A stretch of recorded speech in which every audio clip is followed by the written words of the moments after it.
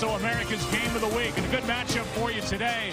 The Green Bay Packers taking on the Dallas Cowboys.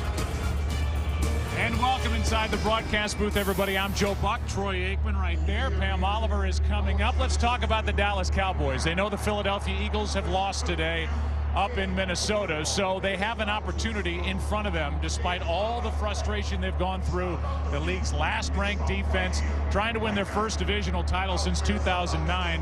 The Green Bay Packers, Troy, thought they might have Aaron Rodgers back for this game. He's inactive, collarbone not ready, so it's Matt Flynn. What are we going to see here today? Well, I expect to see a lot of points here today, Joe. Neither defense has been very good this season. It's hard to imagine this not being a high-scoring affair.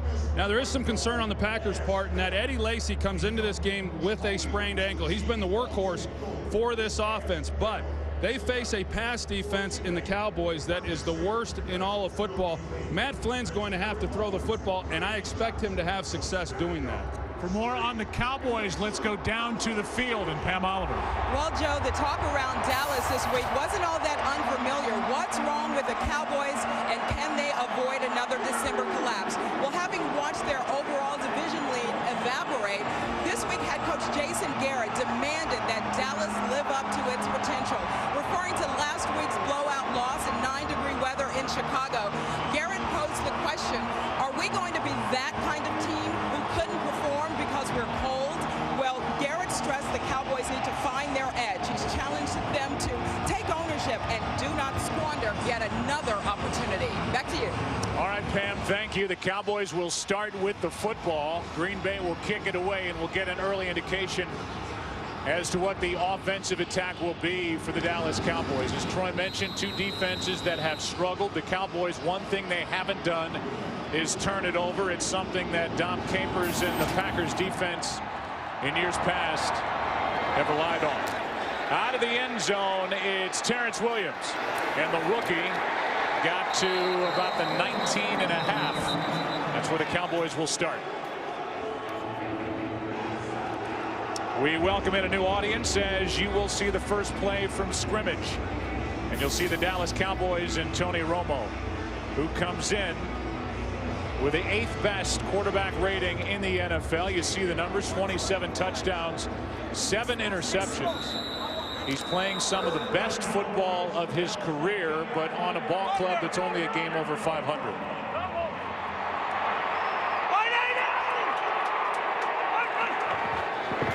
First play, it's Murray. And DeMarco Murray knifes through this Green Bay defense and picks up a first down. A good start for a ground game, Troy, that's really picked it up over the last 3 games. Well, they sure have, Joe. There's been a real commitment to running the football, and Monday night they ran it really early in that ball game against the Bears, as well as you could expect in any game. They called 4 straight running plays to open up that game, went right down the field and came away with a touchdown. They open up today's game with a run as well. That game did not end well, however, for Dallas. On that frigid night that Pam talked about, Chicago, Bryant. And Des Bryant is good for 9. Tramon Williams on the coverage for Green Bay. And we look at some of the guys on this 11-man offense for the Dallas Cowboys, and it's Murray, Bryant.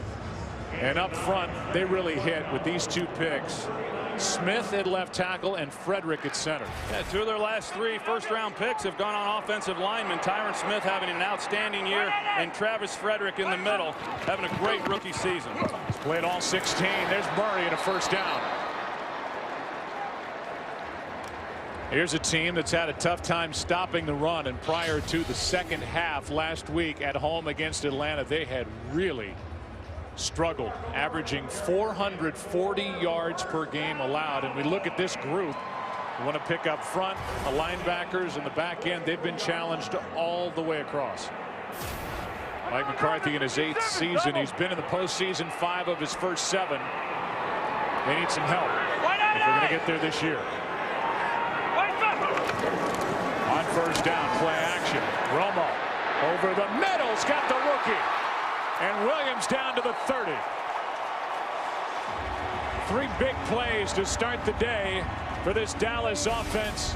27 yards to Terrence Williams. Well, Green Bay commits a safety up to try to play the run. The Cowboys go play action, and they got Terrence Williams on a deep crossing route, man-to-man coverage. It's a very difficult route to cover, and Terrence Williams picks up a nice gain.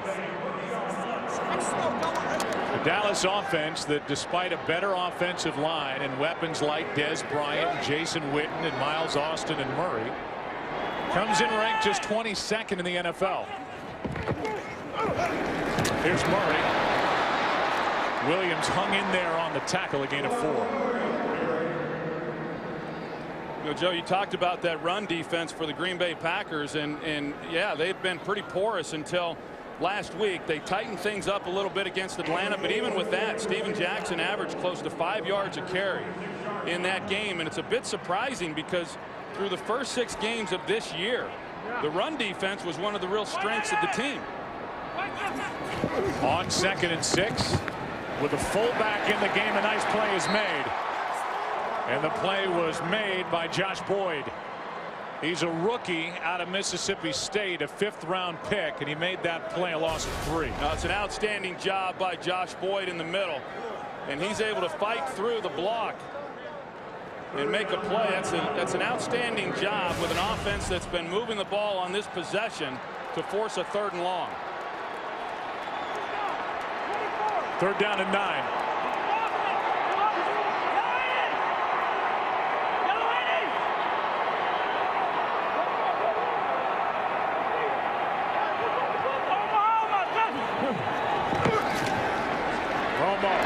Austin, pass broken up, and the play made by Micah Hyde. And the rookie was there step for step with Miles Austin, who has not been much of a threat of late. And I don't think he's himself, Joe, and he's missed a lot of games this year. He's had the chronic hamstring injury, and normally you play Miles Austin, that kind of defense, one-on-one, and you give him the middle of the field with all the quickness and explosiveness that he has. You're not going to be able to cover him, but Micah Hyde was able to. It's a good job defensively. Gave up yards, but tightened up when they had to. Now the 47-yard try by Bailey. He's had a big year. Very good, and now 20 of 22 for the season. Points in a blink for the Dallas offense. Drive stalled after some big plays. 3-zip. Cowboys on top.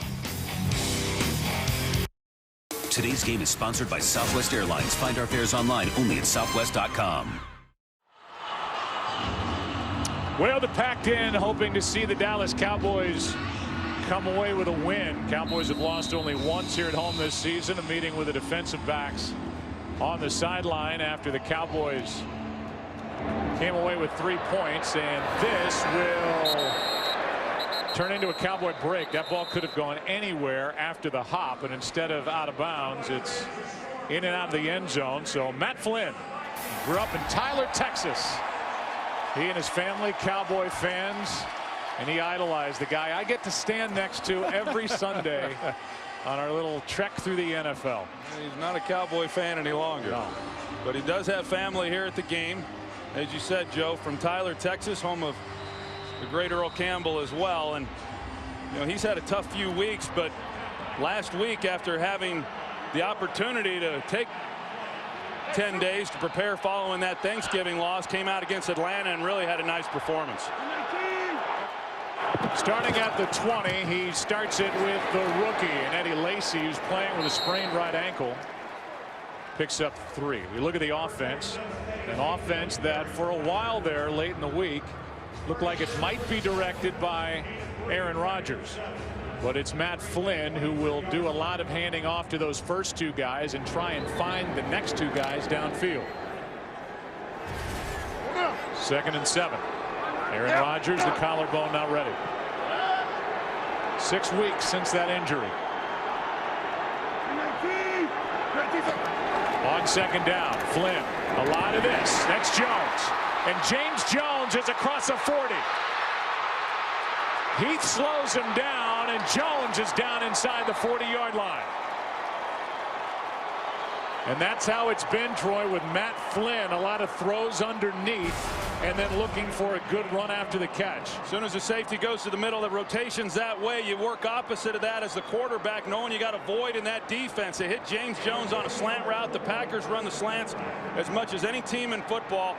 which is fine. They're going to complete a high percentage of those passes, but then as a defense, you got to be able to make the tackle, and James Jones just does not go down and turns it into a big game. Then he limped off. Jared Boykin into the lineup. 39 yards to James Jones. Flynn for Kuhn, and a nice play is made. That's Wilbur.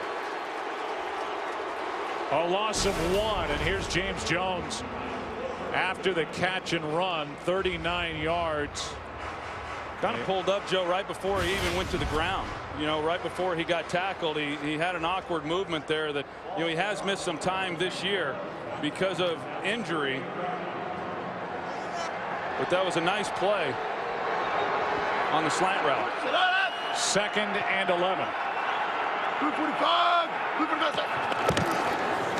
Lacey ran into Corliss, his own man, and picks up 4. Ernie Sims on the stop. There are injuries all over this defense. That's been the case for Monty Kiffin's group all year. But now they've got Durant, Sims, and Wilbur starting at linebacker. You see the 2 guys on the outside of that. DeMarcus Ware-Troy has been challenged for this game. He's been challenged by the head coach. Heck, he's been challenged by the owner. You know, and they don't have Sean Lee playing today. I expect DeMarcus Ware to have an impact on this game after the week that he went through. James Jones back in there.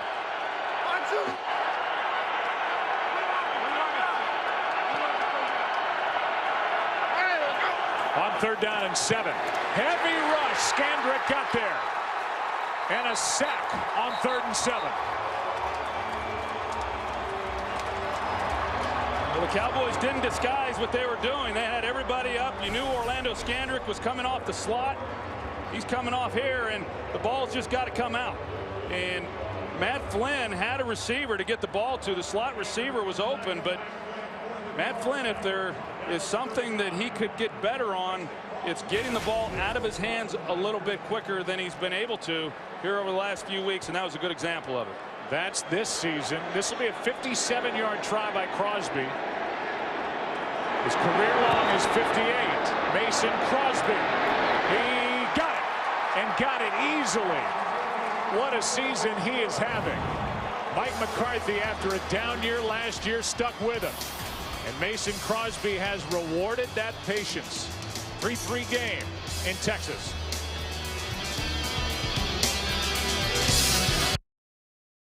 Today's game is sponsored by Bud Light, official beer sponsor of the NFL. Aerial coverage provided by Nationwide Insurance. Crosby will kick it away. A guy who last year had an NFL low 64% in field goal attempts made, and he was challenged in camp, and he has rewarded his head coach with a big year. 3-3 game, 2nd possession for the Cowboys. Dallas has it. We come back. Today's game is sponsored by the all-new 2014 Jeep Cherokee, built free. Cletus actually on location today here in Arlington, Texas. Never looked better. How about the Bears? We look at the NFC North. They may be in first place all alone at the end of tomorrow night, depending on what happens with Detroit at home against the Ravens, who are fighting now with Miami for a wild card spot in the AFC. Cutler got the start. 3 touchdowns, 2 picks. Forte, another big day. And that tandem on the outside. The Cowboys found out how good and tough they are. That's Beasley. And the little receiver, Cole Beasley, picks up 8. You talk about the Bears winning today, and of course they, as you said, they went with Jay Cutler, and Josh McCown, I thought, done a heck of a job when he was filling in last week's game against the Cowboys. He was sensational throwing the football in really adverse conditions, as you see the standings as they sit here right now before this game and then the game tomorrow night. But Josh McCown was awfully good. Shows you what a backup quarterback can do for you, and of course the Packers know all about that. 2nd down and 2, and a big one from Murray. DeMarco Murray. What a stretch he's had.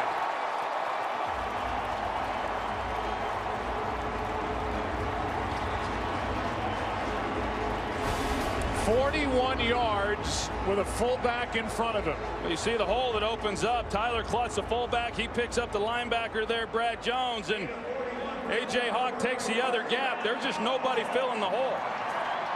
And Tyron Smith, as I said, he's having an outstanding year. He has Clay Matthews there in run blocking, but DeMarco Murray has been sensational since they started emphasizing the running game. Ties his season-long 41 yards. Romo protected. Des Bryant inside the 10.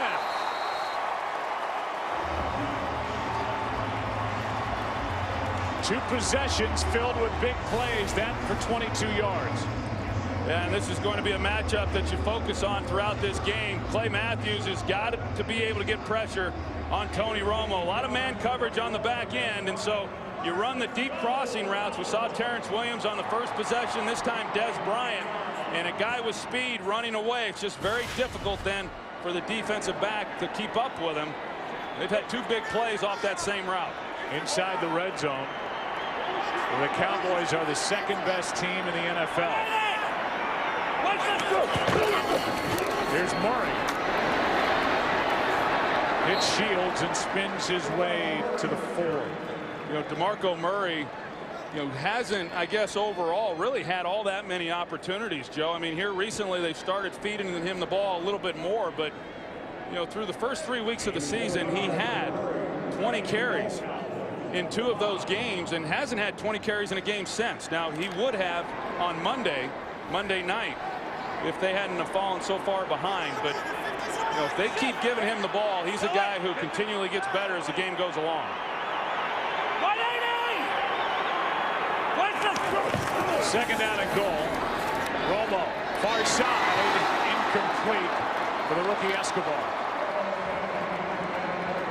The Dallas Cowboys came into the season thinking they were going to go a lot of the 2 tight end heavy sets using Escobar, who they spent a second-round pick out of San Diego State to bring him into the fold. That really hasn't worked out, and so they've changed up and gone with a fullback.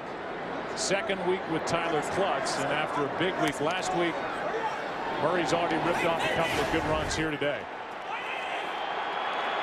3rd and goal.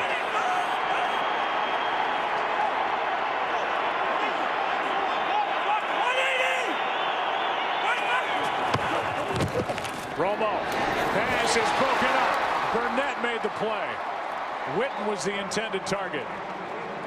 And so the Green Bay defense keeps the Cowboys out of the end zone. Well, those are the opportunities, though, that the Packers just have not been able to make. When they've got an opportunity, there was a time where, you make a throw like that against this defense, they were going to make you pay for it. And Morgan Burnett has an opportunity to undercut that throw and intercept it. And Tony Romo was fortunate that ball was not intercepted. 23-yard try for Bailey, who's already hit from 47.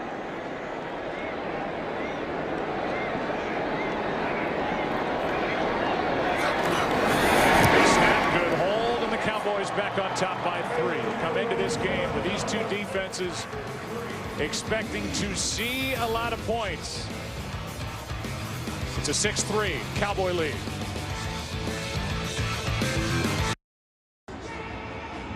We saw Tony Romo giving Jason Garrett, the head coach, an earful on his way off the field, and Witten was. Remember, it's still theoretically Bill Callahan calling the plays up in the booth through Garrett. And then into Tony Romo. So a frustrating end to that drive. First it was Romo, then Witten for the Cowboys, who lead by 3.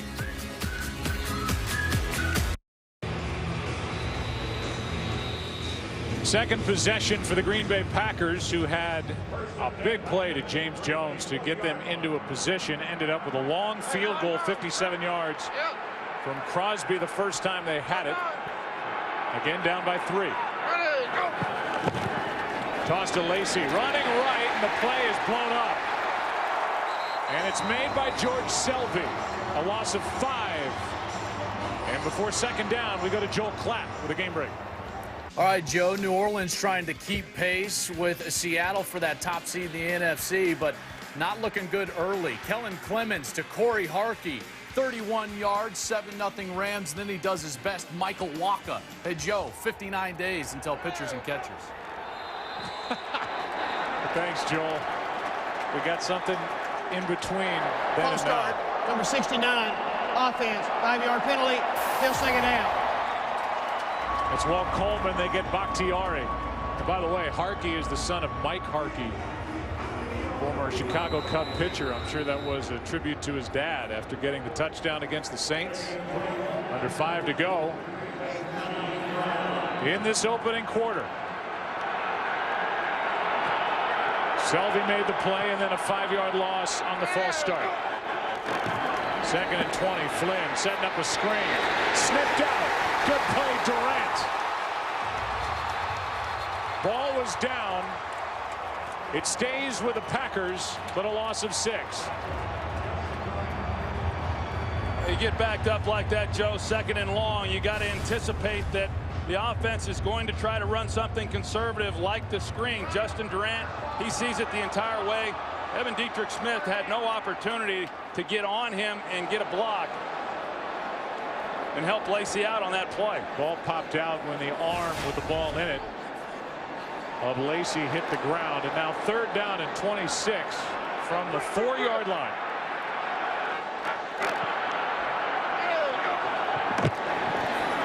Pass caught.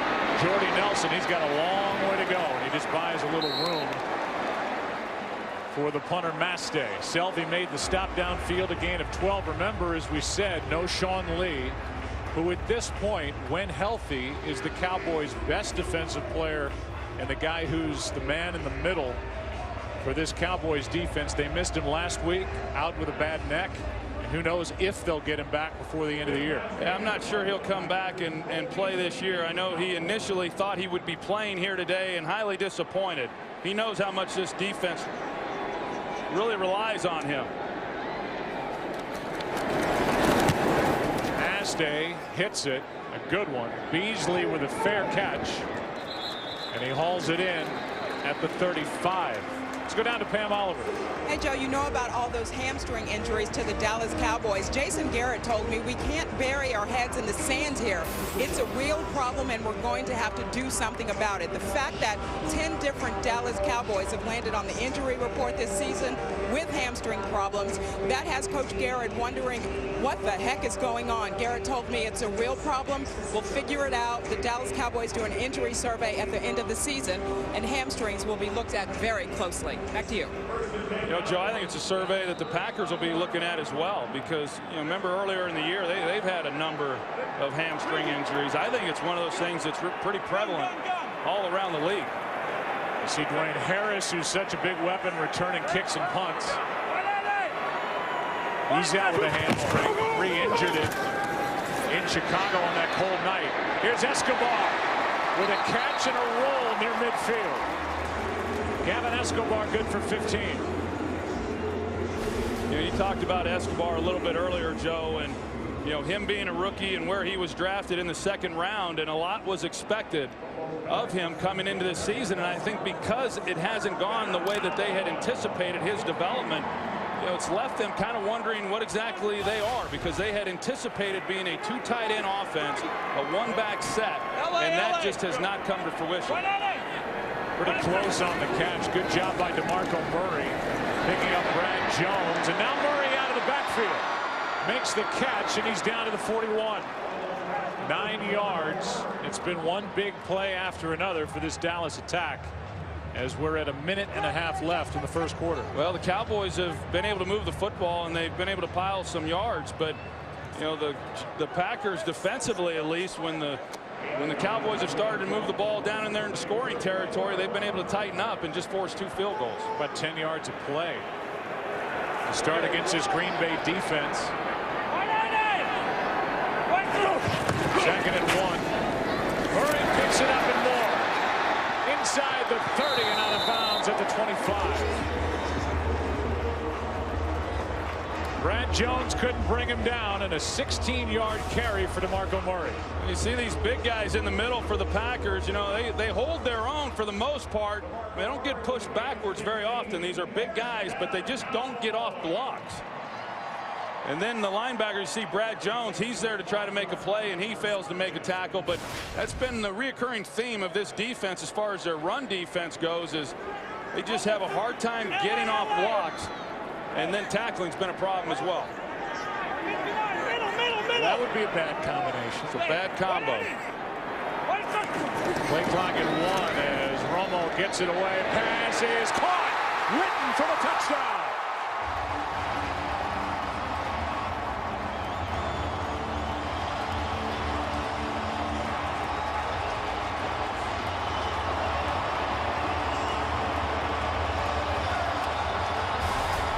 That's probably what Jason Witten was saying to Jason Garrett on the sidelines after that last possession is, hey, they're playing single safety, and I can put a move on this guy and get up in the seam. There's nobody there, and he ran a great route and gave Tony Romo a heck of a lane to put the ball. Touchdown pass number 28 for Tony Romo. Career touchdown catch number 52 for Witten.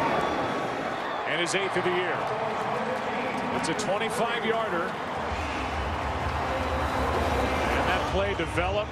Romo made a good throw, and the Cowboys already with 4 plays of 20 or more yards in this first quarter. Well, Jason Witten, he likes this out route. You see it a lot, and he starts like he's going to go to the out, and then he comes underneath up the seam. That's just an excellent job on his part of setting up the defender and giving his quarterback a great place to put the football. Jason Garrett in his 3rd full year as head coach of the Dallas Cowboys. He's had 2 8-8 finishes. Cowboys, and in particular Tony Romo, are tired of hearing about their December record. Tony Romo comes in with an 11-16 record during the month of December after just owning the month of November in his career, which really kicked off in 2006. But this season's been different. I mean, they've limited the mistakes. He might not be as dynamic at times because he's pulled things a little tighter in, but he's more willing, Troy, to take a sack. He's not forcing throws, and that's why the Cowboys are tied for the fewest giveaways this season in the NFL. Packers down by 10 will start at the 20. No matter what happened today with the Philadelphia Eagles, it was all out there for the Dallas Cowboys. They knew coming into today, if they win out, they win the division for the first time since '09.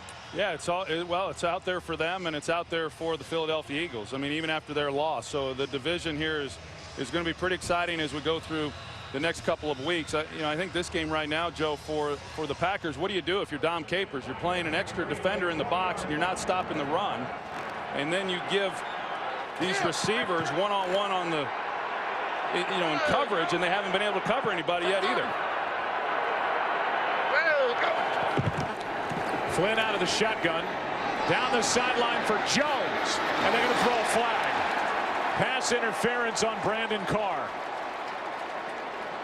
Got his hand in there, made contact, did not get his head around, and that was an easy call. Well, they came into this ball game saying, hey, we're going to try to challenge these receivers. Pass interference, number 27. Defense. Ball be placed at the spot of the foul. First down.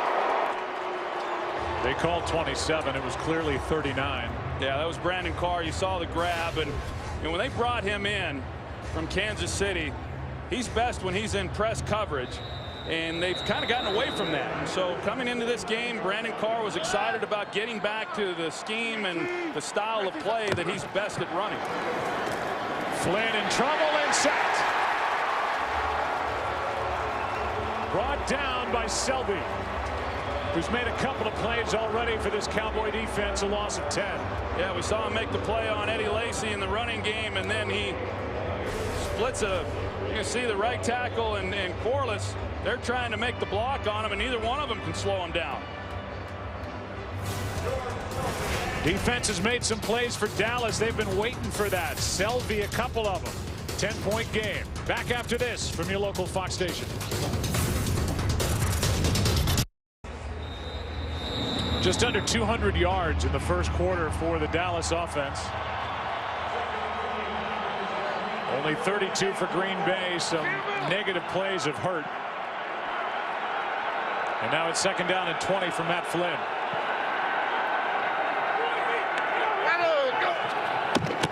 Seahawks 3-man rush. Lacey out of the backfield. Sterling Moore, who's getting more and more playing time, in on the stop with Devontae Holloman, who's back after missing 7 games with a bad neck. A pickup of just 5, and now 3rd and long coming up. Well, Joe, I think you said it, that there's just been too many negative plays already here through the first quarter of this ball game for Green Bay, and so they once again find themselves in a 3rd down and long.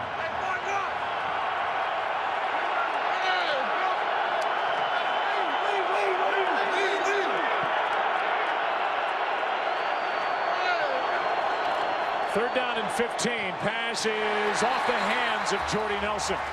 They come 4th down. They come back, Joe, with the same play that they ran on the last 3rd and long. They're going to block everybody up on that side. They're going to try to throw a short pass to Jordy Nelson and get as much yardage as they can.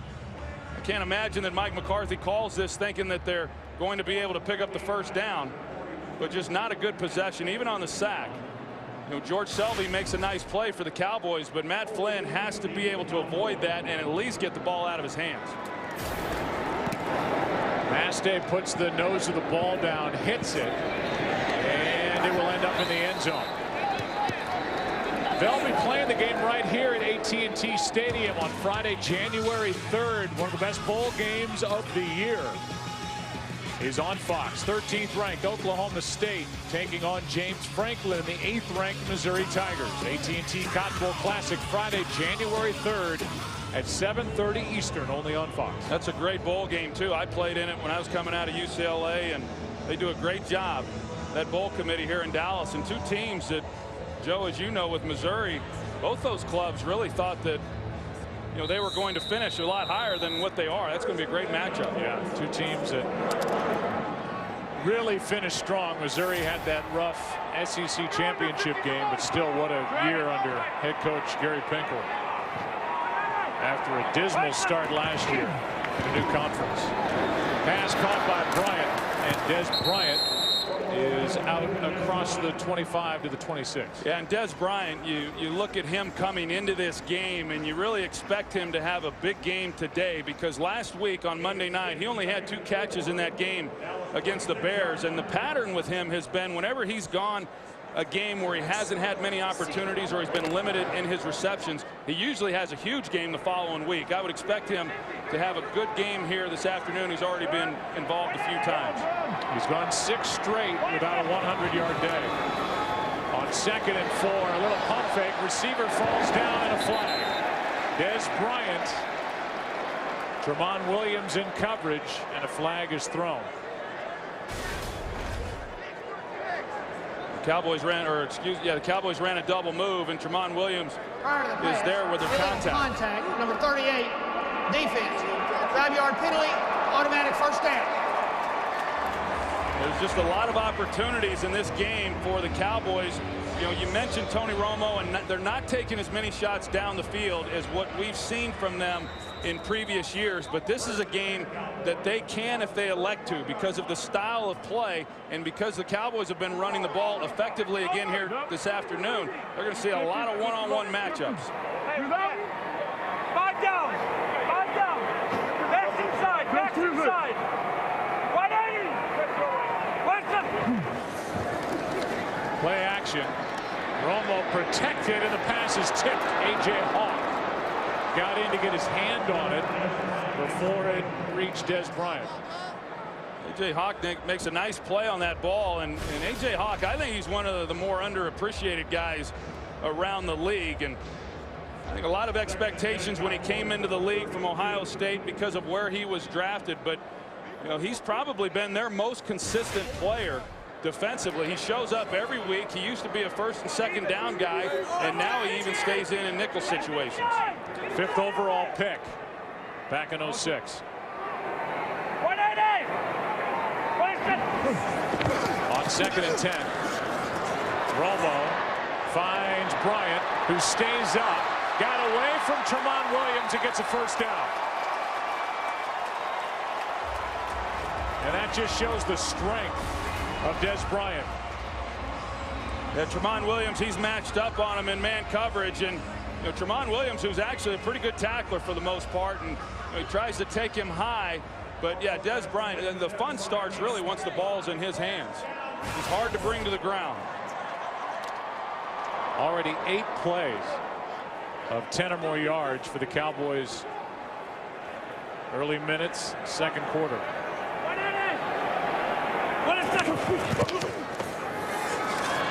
Here's Austin. They get him involved. The flag is thrown, and this could be on Austin. And it is. They're going to call offensive pass interference on Miles Austin as he shoved Shields. Number 19. Where the ball was located, I don't know they really needed to do anything. Shields never really saw it. I was a little surprised Miles Austin was even able to locate that ball in the sun. This stadium runs east and west, and you get that western sun this time of the day, and it was right in Miles Austin's face. Just that little shove right in front of Mike McCarthy. You see the sun peeking through on what is a good weather day. They've been hit with some bad weather even here in the Dallas area. Better day today. Roof is closed. 1st and 20.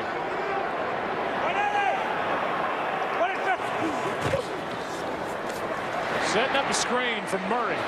Bernardo out in front of him, and DeMarco Murray crosses the 40. We go down to Pam Oliver. The Packers do not like this news as they lose one of their big bodies up front. Defensive end Johnny Jolly has a shoulder injury. He's listed as questionable, but shows no signs of coming back in. Justin Durant, he's getting evaluated back in the locker room for a right hamstring injury. He's been dealing with that for a while, Joe. Yeah, so another hamstring for the Cowboys, and for Green Bay not having Jolly, who's coming off arguably his best game at home against Atlanta. Big loss. Romo just has all day. Throws, and the pass is incomplete for DeMarco Murray. Brad Jones was out there in coverage. It's 3rd and 10. Well, the secondary for the Packers, as we've seen, I mean, they've had a hard time keeping up these Cowboys wide receivers. But when you give Tony Romo that kind of time in the pocket, you're expecting a big play down the field. The Packers were fortunate with no more pressure than they got on that one, not to give up a big one. You see Sean Richardson in at safety. 3rd game back, missed about a full calendar year with neck fusion surgery. He got into the lineup last week in the second half. Romo out of the shotgun on 3rd down. Great pocket downfield. Des Bryant pass broken up. Good coverage by Morgan Burnett. It's a great job by Morgan Burnett on the back end of this play, Joe. And you see Tony Romo and the kind of time that he has had in the pocket here today. And this time they try to take the shot down the field. But Morgan Burnett, he retreats and he's able to turn and at least try to locate the ball and make a play. These safeties around the league, they've got a tough job. They've got to be linebackers in the run game. They've got to be corners in the passing game. There was a time where this league didn't ask so much from those safeties, but they sure do now. Jones gets it away barely. Micah Hyde will let it go over his head and into the end zone. A flag is down. Back at the 50, and we'll give you another look at the end of that play with Burnett defending Des Bryant.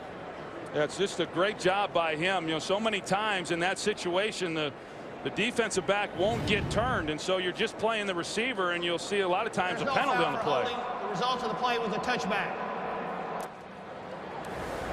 So it's a touchback. The Packers, who find themselves down by 10 with Matt Flynn at quarterback. Back to work here in Arlington. Today's game is sponsored by Citizen Echo Drive. Fueled by light, it never needs a battery. There is no place in the world like AT&T Stadium. Kind of interesting, Joe, on that last possession by the Cowboys. They didn't run the ball one time. 7 straight passes, and it's an offense that clearly had been running the ball pretty well. Packers trying to get some traction on offense, down by 10. Quick set up and throw, and now Nelson drops it. Nelson, who does not have a touchdown since Aaron Rodgers went out. Aaron Rodgers was close and was obviously disappointed after a good practice day on Thursday to get word from the medical staff that the collarbone had not healed enough for him to make the start here today. And as he told us, Sometimes the doctor and the medical staff is there to protect the player against himself. Because if it was up to Aaron Rodgers, he'd be out there right now. Here's Lacy. He runs so hard, and Eddie Lacy is out to the 30 with a first down for Green Bay. I mean, what a rookie year Eddie Lacy has had, and even when you look at his numbers at the end of the game, sometimes they're not all that impressive if you're just looking at total yards or yard per carry average, but he is a punishing runner, and he is so physical in his style, and he's been a real workhorse ever since he had that concussion and came back. He's been really good. He had that week 2 concussion against Washington. Missed the Cincinnati game. Then the Packers had their bye week. And Eddie Lacy, since week 5, has the 3rd highest rushing total across the entire NFL. You know, right now, Joe, the Packers, they're going kind of a muddle huddle. The offensive lines, they're getting the call, but the receivers are staying out wide. They went with a no huddle last week to start that game against Atlanta. Did not start it here today. But they're trying to find some kind of rhythm. Mike McCarthy doing all that he can to get Matt Flynn going. 2nd and 9. Pass broken up. Carr on the coverage. Jones the intended target. Aaron Rodgers told us the no huddle works so well for Matt Flynn and for Rodgers because it's less complicated. There's less shifting. You can just be more aggressive and get into a rhythm. You can see Ware got there about a step too late. Well, and they're also bringing linebacker pressure. We've seen secondary players. Jerry Jones said he wanted to see more risk defensively, bring blitzes, and the Cowboys have done that. Owner, general manager, defensive coordinator. 3rd down and 9. Pass is caught, but short of the first down by plenty by Corliss. Yeah, I'll clean that up a little bit. This past week after the Bears game, you know, Jerry Jones, the owner, didn't feel that Monty Kiffin, you know, really changed it up enough and brought enough looks. And, you know, they can't just sit back and play base defense and be that effective. And you knew coming in you were going to get a lot of different looks. You know, when the owner suggests, hey, we need to do more. And the Cowboys have done that, and the Packers just haven't had an answer for it. It's funny, though, to hear Jerry Jones say he wants to see his defense take more risks. It seemed like that was the very reason why they got rid of Rob Ryan. Here's Beasley on the return from the 20 out across the 25. Well, Jerry Jones knows a thing or two about risk. I'd put my money with him.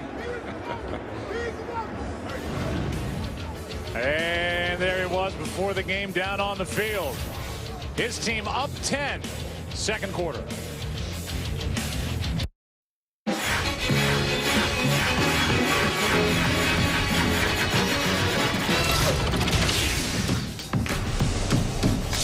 I saw you in there, Aikman.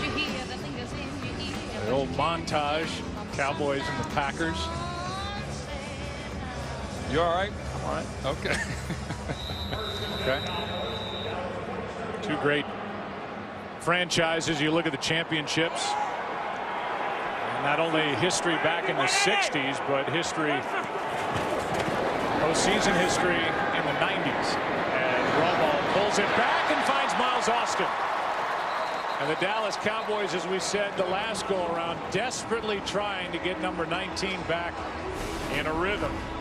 Well, Miles Austin runs a really nice route, and he uncovers himself for his quarterback, and that's because these two guys have been playing together for so long. Even though you're going to see Miles Austin on this deep crossing route, he's trying to sit down in the hole. He sees that Tony Romo's in trouble. A.J. Hawk's working back towards him, and he gives Romo a place to go with the football. It's just a great ad-lib by Miles Austin. Inactive 5 games with a bad hamstring. He hurt against the Rams in week 3. Here's a catch by Terrence Williams, his 2nd of the day. Picks up 6. Richardson on the stop. Yeah, Terrence Williams getting a few more opportunities here in this game. Remember, they had to rely on him heavily when Miles Austin was missing those games. But then when Austin came back, they started running the ball more. Terrence Williams hasn't been as big a part of the offense. But right now, the Cowboys putting pressure on the Packers. Packers desperately need their offense to do something. 9 straight pass plays called by the Cowboys. Now run with Murray right side. And DeMarco Murray fights for the first down. He pushed away A.J. Hawk and picks up 6. That stretch zone play by the Dallas Cowboys, and DeMarco Murray is excellent at running it. He's either going to keep it play side, or if he sees a hole, then he knifes it and gets going north and south. He's a very physical runner. He has great speed. His biggest problem throughout his career is just staying on the field. But when he's healthy and running, he's as good as anyone. He's missed 11 of 44 possible games coming in. But he's on a roll. And already over 80 yards on the day. You got it? 180! What is that? On first down. Romo with inside the 30 with another Cowboy first down. 13-yard completion to Jason Witten. Well, Dom Capers maybe needs to have a conversation with Jerry Jones about bringing some pressure, because you see how much time he has had in the pocket and on that play. And right now the Cowboys can do whatever they want. They can run the football, they can throw it. And as I said, if the next time the Packers get the ball, if they don't start doing something, the Cowboys are going to run them right out of the stadium. Dom Capers, who, as we've said before, has had a defense that's been willing to give up yards, but predicated on getting takeaways. The takeaways haven't come. Just got it away. Murray cuts upfield to the 25. B.J. Raji on the tackle, again at 3. Well, the Dallas Cowboys in years past, you know, Romo gets the heat. He's kind of become the cover boy on the cover of SI and then on the cover of ESPN, the magazine. When anybody ever asked me, and that was about 2 people over the course of the last 3 years, I always said the offensive line wasn't good enough. This offensive line is a real strength for the Dallas Cowboys and is allowing Dallas to do what they want on the ground and through the air. Thanks for laughing, and thanks for never asking, Troy. 10-point game. Timeout in Texas. Today's game is sponsored by the Samsung Galaxy Note 3 and Galaxy Gear. He can't compete on the football field anymore, but he can compete in spin class. Where were you? We were all over there at Flywheel, and you never showed up. We had a bike reserved for you. Trust me. I know my limits. Not easy. You can't pedal. 2nd and 7. Romo. End zone and out of the reach of Bryant. Now 3rd and 7. It's a good idea by the Cowboys. They run 2 vertical routes, and it gives Des Bryant then an opportunity. And Tony Romo just leads them a little bit too much. But that inside route by Jason Witten, as you see, that held the safety just enough, Sean Richardson, to be able to give him a place to put that ball. Dallas used a timeout. First timeout of this half taken by either side. That was prior to 2nd and 7. Now 3rd and 7.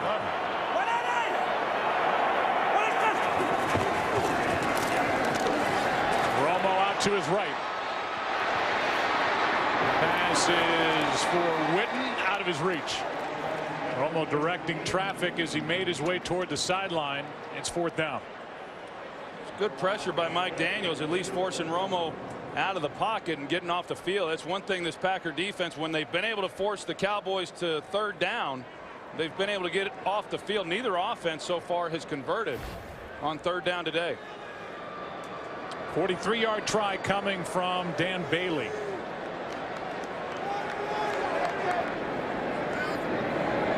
He said from 47, hit from 23. And now 43, he's becoming automatic. And the Cowboys have scored on 4 of their 5 possessions and lead by 13 here at home.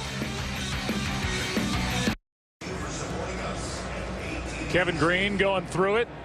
Over on the sideline, it's a 13-point game, 16-3, and the Packers about to get it back and try and figure out something offensively. Had one big play. That was to James Jones early, and that's it. Micah Hyde takes a knee. Remember this guy? Not that guy. This guy. Brett Favre is the offensive coordinator of Oak Grove High School in Mississippi. And he led his team to the Class 6A football state championship on December 6th, the first state championship the school has ever won. And Brett was quoted afterwards saying, I can't say it's the Super Bowl, but it's pretty close. You know, he's the offensive coordinator. They only scored 14 points, but I'm told he has the #1 offense in the state, and they played the #1 defense in that game. So congratulations to him. I'll tell you, of all the guys I've played with and against, Brett was the last guy that I thought would go into coaching. Good for him. From the 20, handoff to Lacey, and Lacey gets 2. Let's go for a game break. Here's Joel Klatt. Joe, let's go down to Carolina, and D'Angelo Williams getting loose. A little screen pass from Cam Newton. And he's going to take it 72 yards for the touchdown, his longest of his career. Newton's 21st of the season. Matches a career high. 16-6 Panthers. Joe. They got Williams back last week. We'll see D'Angelo Williams and Cam Newton next week at home against New Orleans. Here is Boykin with a nice catch in traffic for a first down. It really was a good catch, Joe, because that ball was challenged. I mean, he had to be strong at the point of the catch in order to make this play, and that's really one of his strengths. I mean, you're going to have guys sit on the routes, as what happens there, but he comes back to the ball and makes a nice play. You see, he was covered by Sterling Moore. B.W. Webb has been put on the bench in his favor as Lacey got to the edge, and he's brought down by J.J. Wilcox. A flag is down. Holding, number 71, offense, 10-yard penalty, 10 first down. That's the best offensive lineman for the Packers, Josh Sitton. Yeah, he's really had a good year, but an untimely penalty there right after they get the first down. They're starting to do something. I mean, this offense has struggled, and when they've had negative plays and they've had penalties, it's been hard for them to overcome them. Josh Sitton is a left guard, and he was the one who was called. Turned him a little bit, but Joe, the Packers right now are making this defense look like the '85 Bears, and they have not been able to really slow anybody all season long. On 1st and 20 now, Flynn protected, pass picked, and that's the newcomer Moore. Sterling Moore out of bounds with his first interception. Added in season out of SMU, and a 22-yard return with a takeaway. Just not quite sure what Matt Flynn sees. You're going to have safety in the middle of the field, and you know that's where Jordy Nelson was working, so you got to deal with the safety there, and then the corner falls off of it, Sterling Moore, and just not much of an opportunity to complete that pass. As we just said, Moore has slipped in front of B.W. Webb, who was a 4th-round pick out of William and Mary, and he's been a nice addition. The Cowboys are playing without Morris Claiborne, who's missed 5 of the last 6 now with a bad hamstring. His father just passed away as well, and so an opportunity for Moore, who played at nearby SMU. On 1st down, Bryant spinning, can't make the catch, covered by Shields. I think Mike McCarthy's got to be shocked right now. You know, I mean, after the nice win last week against Atlanta and got things going for Matt Flynn and this offense, and I really thought it would carry over. I know in visiting with him, I said, hey, you got to feel pretty good coming off of that game, playing the Cowboys, the worst defense in football, the worst pass defense in football. And he said, well, we feel good. I mean, I don't expect this to be a 9-7 ball game. It's not that, but the Packers just have not had much success moving the ball. They've been on the Green Bay side of midfield all day. Here's Romo, brought down, and a big play by Daniels. That's what Green Bay needed. Mike Daniels has 6.5 sacks on the year. Now it's just what the Packers needed, and you know, defensively they're hanging in there as best they can. They really, overall, considering how much they've been on the field and how little help they've gotten from their offense, they've held up pretty well in minimizing the damage. Now 3rd down and 22 on a drive that started at the 20 after the interception by Moore.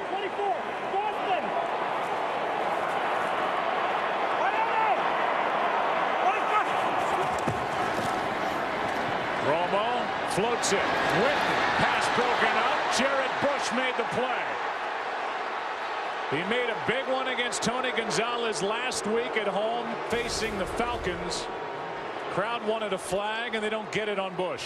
Yeah, he had Tony Gonzalez last week, and I think that's a pretty good non-call, to be honest with you, Joe. I mean, there's some grabbing going on. There's hand checking. Witten's pushing on him. He's pushing on him a little bit, but Jared Bush probably could have turned and tried to make a better play on that ball, but all in all, they let him go.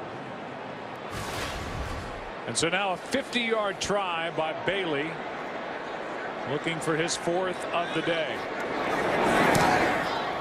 And he got it. Plenty of leg. He is 4 for 4. And the lead grows for the Dallas Cowboys in a game they need. Up 16.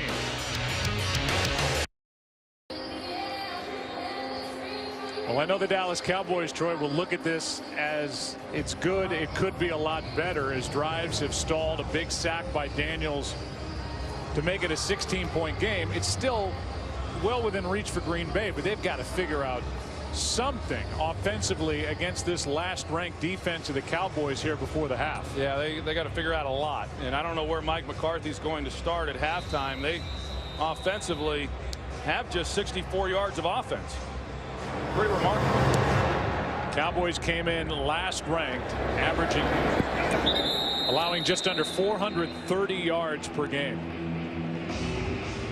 And the drive for Matt Flynn and the Packers will start at the 20. I thought it was interesting to read Mike McCarthy saying, you know, he wants Scott Tolzien back next year. He thinks he can develop him into a good NFL quarterback. And he does think a lot about, did I give up on Tolzien too early? He's got a big arm. He did throw some picks, but he showed some glimpses of being somebody that the Packers might want to keep around, and McCarthy admitted as much. Yeah, I think so too. I don't think he went away from him too early. I mean, they needed to do something, and Matt Flynn, you know, he was a veteran guy, so I don't necessarily disagree with that. But Tolzien has a lot of upside, there's no doubt. From the 20, a toss to Lacy running right, cuts back, and Eddie Lacy's got a first down as the drive begins. An 11-yard carry for Lacy, who is challenging the Packers' rookie rushing records. He already has the record for rushing touchdowns, and he is chasing down John Brockington with what he has done cumulatively on the ground. Good job. Thanks. I got it out. Had to concentrate. From across the 30, flag flies. And Lacy cannot make the 35. But a flag at the snap. Offside, number 92, defense lined up in the neutral zone. 5-yard penalty, still first down. That's Jarius Wynn. See what the offense has done for Green Bay their last 4 possessions. Yeah, and this Packers team, when they are rolling on offense, even when they've struggled defensively over the years, I mean, the offense keeping the ball and scoring points has been what's helped the team out, and they're asking a lot of that defense if they can't do more on this side of the ball. On 1st and 5, it's Lacy. And Lacy is going to fight to just shy of the 40, and the two teams start to rough it up. A gain of 4 by Lacy. 2nd and a yard coming up for the Packers, who have all 3 of their timeouts remaining. Yeah, I think Mike McCarthy's just trying to, you know, get into some kind of rhythm that he's been trying to find throughout this first half on this possession. And so the clock's running, they have timeouts, plenty of time, but to put together a drive and try to get some points on this drive. On 2nd and 1, pass is off the hands of Ryan Taylor, who was wide open. Yeah, Matt Flynn knows that he missed it, and when you get to that point as a quarterback, when you're, you know, struggling and you're not seeing the field particularly well, you start aiming every throw, and then you hesitate on every throw as well, and it's hard to play the position when you're not cutting it loose. And right now Matt Flynn's not doing that. And right now the priority for Green Bay is to get the first down.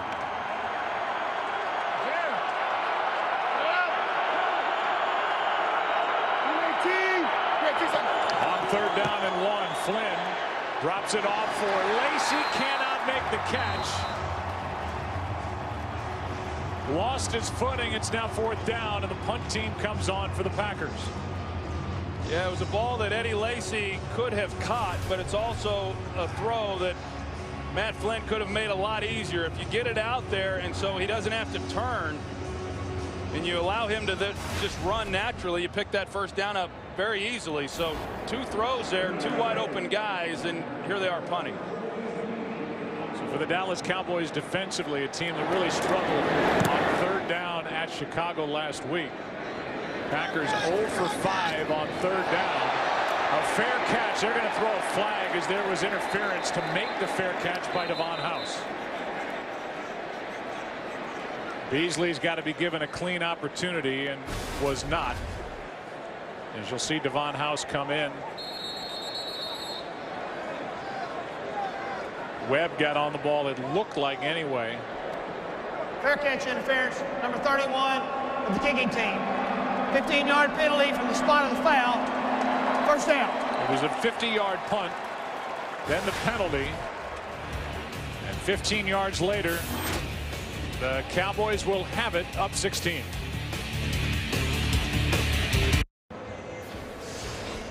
Look at the offensive leaders for the Cowboys.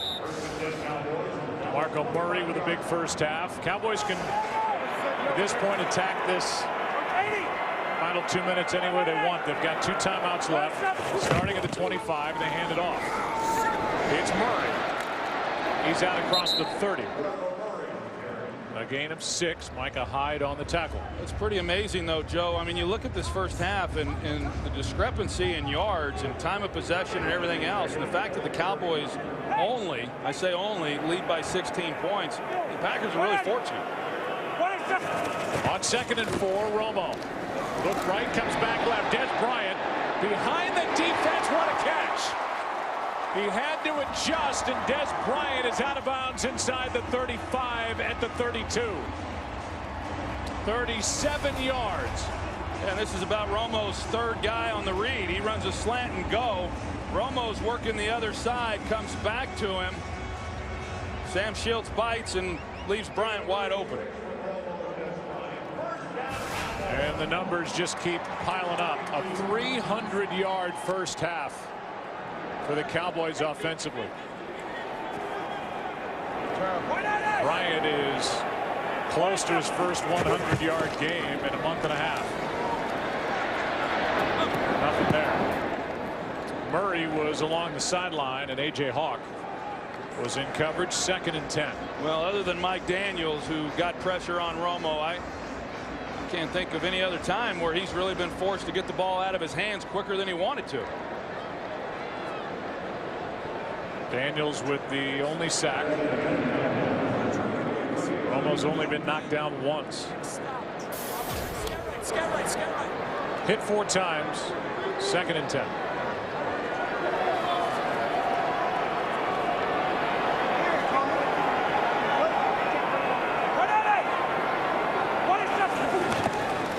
Clay Matthews from the other side of the formation coming on the rush. The pass caught by Austin. So they move Clay Matthews to the other side, trying to get pressure on Romo. Romo's protected, and Miles Austin has a 15-yard catch. Matthews swaps over to the other side, tries to work Doug free. That doesn't work. And then Miles Austin, remember earlier, he ran the inside route. Micah Hyde was with him. Miles Austin puts a move on Hyde as though he's going to take the middle, gets him to overreact to that side, and then leaves himself wide open to the flat. That's a well-run route by Miles Austin. We can join the list of playmakers for Dallas. The 2 regular seasons to go, games to go after today. On first down, Romo. Des Bryant all alone. Runs through a tackle, and he's down at the 1. He just plowed right through Morgan Burnett. He just drops his shoulders and stiff arms him, and he's mad at himself for not getting this ball into the end zone. Well, he was wide open, though, as he crosses the middle. You see the confusion by Green Bay trying to figure out who has who. Nobody goes with Des Bryant. If you're going to pick one of them, that's the guy I'd pick. Bryant over 100 yards on the day. 1st and goal. Here's Murray. Touchdown.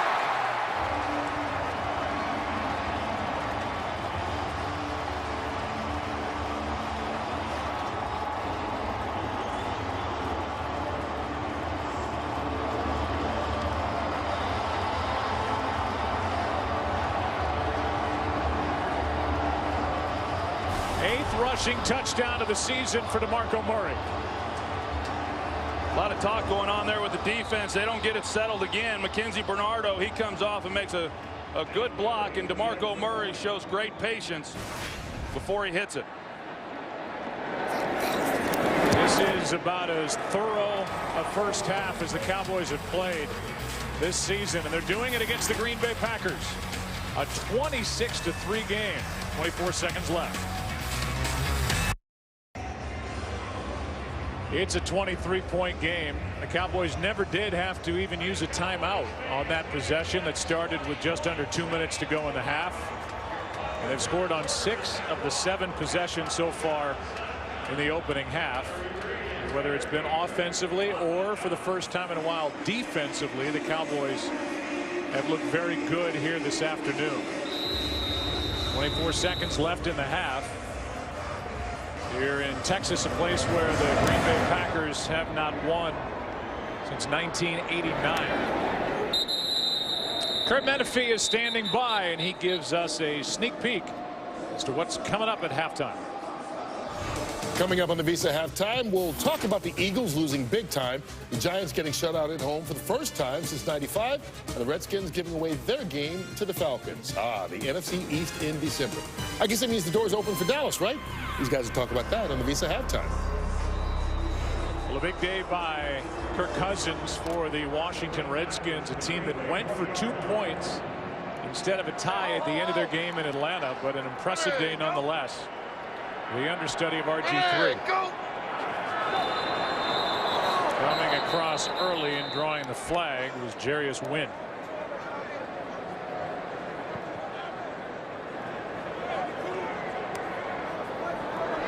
Neutral zone infraction, number 92, defense, unabated to the quarterback.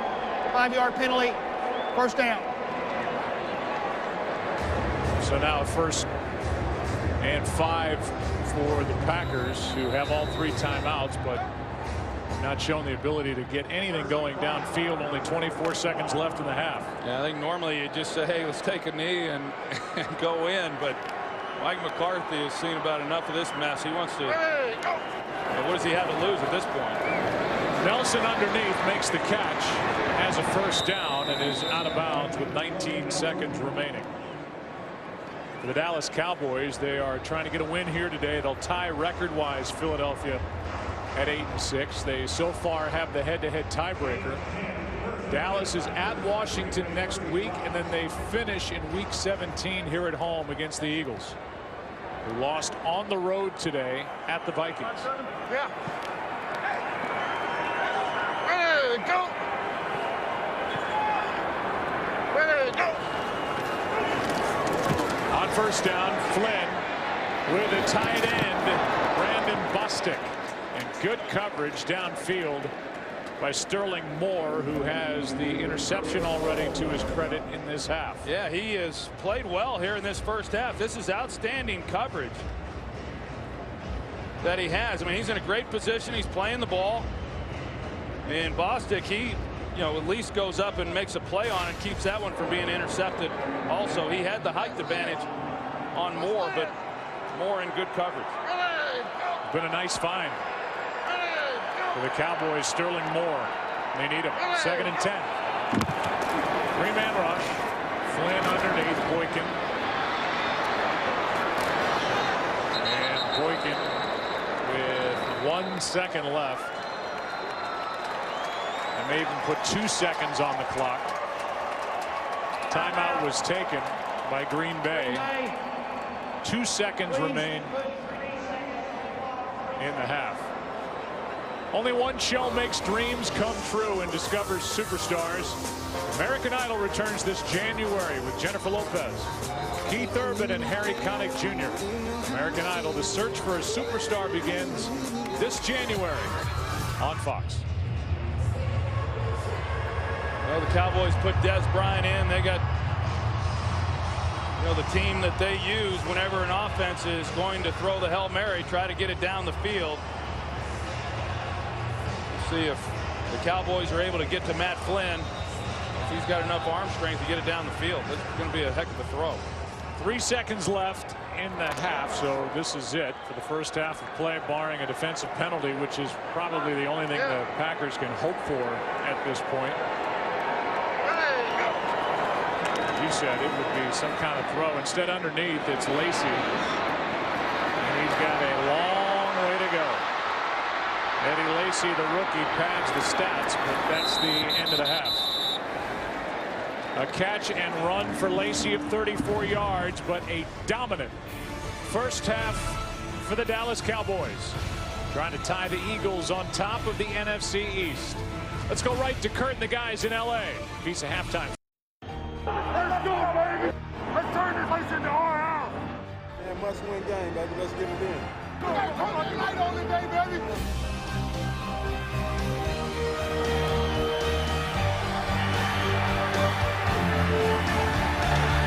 Witten for the touchdown. Here's Murray. Touchdown.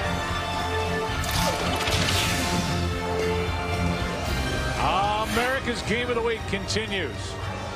And it was not just a good first half for the Dallas Cowboys. It was a record-setting first half for the Cowboys. The most all-time yardage in a first half in their franchise history. I'm Joe. That's Troy. And, well, the Green Bay Packers have got to figure out something offensively, something they could not do the entire first half. Well, everybody always talks about halftime adjustments, and what exactly do they mean? I've always felt that they're a bit overrated, but we'll find out what adjustments Mike McCarthy and his staff have made, because obviously they've dug themselves a heck of a hole. Now, we saw them come back last week in that win against Atlanta, but they've got to figure out something on the offensive side of the ball. You can follow your favorite team all season long just by going to itunes.com/NFL.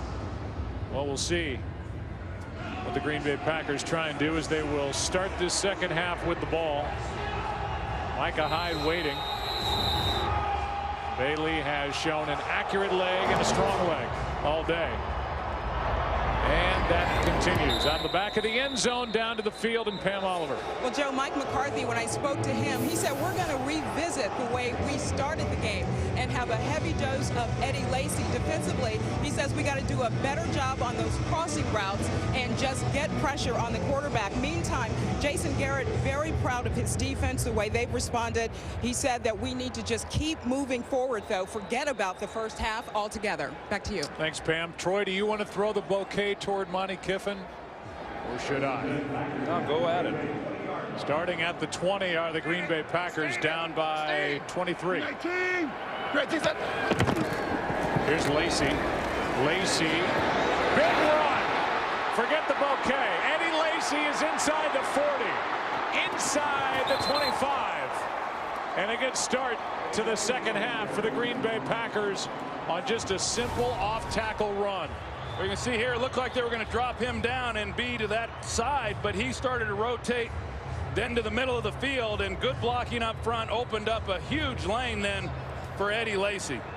Talk about something this Packers offense desperately needed coming out at half. Eddie Lacy gives them a spark.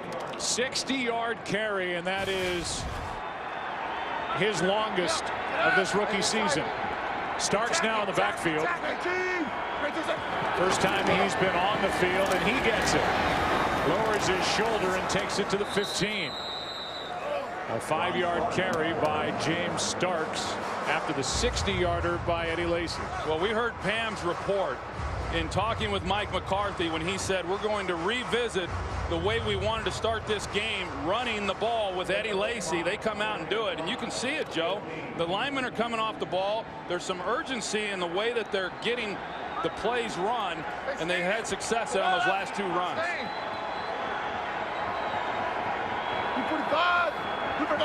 Second and 5. Again, it's Starks. Starks picks up 2.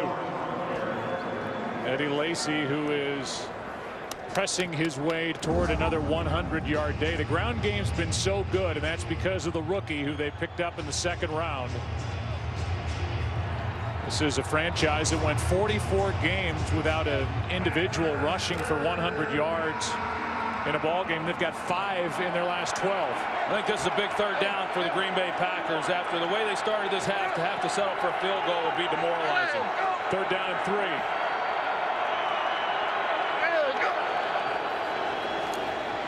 Flynn, end zone. Nelson for the touchdown. He took it away. Took it away from Skandrick. And Jordy Nelson's got his first touchdown from a quarterback this season not named Rodgers. We saw this on Monday night from Orlando Skandrick. He's in a great position, but he just doesn't make a play on the ball. I mean, he's in a position to intercept the pass. Not only should this not be complete, it should have been intercepted. Monday night he failed to make the play. He fails to make the play here. Talk about giving this Packers team some life to start this second half. It started with a 60-yard run by Eddie Lacy. Orlando Skandrick had a chance in the end zone. Cowboys just gave him a 2-year extension on Friday. Jordy Nelson gets the touchdown. That's his 8th of the season, and some life for the Pack here in Texas. Today's game is sponsored by Southwest Airlines. Find our fares online only at southwest.com. And by Ford. Only Ford gives you EcoBoost fuel economy and a whole lot more. We welcome you back to Arlington, Texas. That's a favorite hot spot for dinner. The Dallas area as the Green Bay Packers go right down the field in a drive that lasted less than 2 minutes. Lacy with a big play as Terrence Williams takes a knee, and we go down to Pam Oliver. Joe, we got a couple of injury updates for you. First, for the Cowboys, Justin Durant. We talked about him earlier with that hamstring injury. Well, it's aggravated to the point where he is out for the rest of the game. And you know about the flex at linebacker for the Cowboys. They have a little more. Linebacker Ernie Sims. He has a hip injury, and he's being evaluated. Status unknown. Back to you. So they are getting so low on linebackers. Devontae Holloman, who missed 7 games with a neck injury. They've got a rookie, Cameron Lawrence. They cut Ori Lemon to get Edgar Jones active today. They're getting thin on that second level. The Dallas defense. Now Romo from the 20. Up by 16. Hands to Murray. So far, the Cowboys have been able pretty much to run at will against the Green Bay defense, a gain of 5. I tell you, Ryan Pickett, he saved a huge run there. They gained 5 yards on the play, but boy, DeMarco Murray had a lot of space out in front of him if he hadn't got him there by the ankles at the last minute. Ryan Pickett, signed as an unrestricted free agent from the Rams way back in 06. In the league now 13 years. Here's Bryant. Pass caught out of bounds, and we'll see where they mark him. Javon Williams made the stop, and it's a first down. Well, as we expected coming in, Des Bryant has gotten a lot of looks, and he's gotten a lot of balls thrown in his direction. He had a nice first half there, and Tramon Williams, you know, playing off. And that was a pretty easy pitch and catch for the two of them. As you see, Des Bryant with that catch, for this game, he goes for over 1,000 yards. Second straight season for number 88. Remember, the Packers are without Johnny Jolly as well, who's out with a shoulder injury. He suffered in the first half. On first down, Romo left alone is Bryant again. Des Bryant's got another Cowboy first down. Here's Joel Klatt with a game break. Joe, let's head to Tennessee. Now, an Arizona loss would be good news for New Orleans and San Francisco. That would punch their ticket to the postseason. Delaney Walker is helping them out. 1-yard touchdown. Titans up 17-13. Joe and Troy. Delaney Walker was questionable going into that game with an injury. He's had a big year. Former San Francisco 49er. First year in Tennessee. Now on first down. Romo hands to Murray. Over the right side. A good play made by Hawk. Why don't we look at the playoff picture in the NFC? Division leaders on your far left. Seattle won today big at MetLife, and you wonder if it's the first of 2 visits to MetLife Stadium in New Jersey for Seattle before the end of the year, the home of Super Bowl 48. New Orleans, they're in trouble today in St. Louis. Carolina's winning, so who knows where that's headed, because those two teams meet in Carolina next Sunday. Under. Find down. Detroit leading the North. Dallas trying to tie Philadelphia on top of the East. Here's Bryant. First down again. Shields can't bring him down and needed help from M.D. Jennings. A gain of 16. They just have not had an answer for these crossing routes, whether it's been the short drag routes like Des Bryant runs there or the deeper crossing routes with this man coverage. They've just not been able to keep up with the Cowboys receivers. 9 catches, 135 yards for Des Bryant.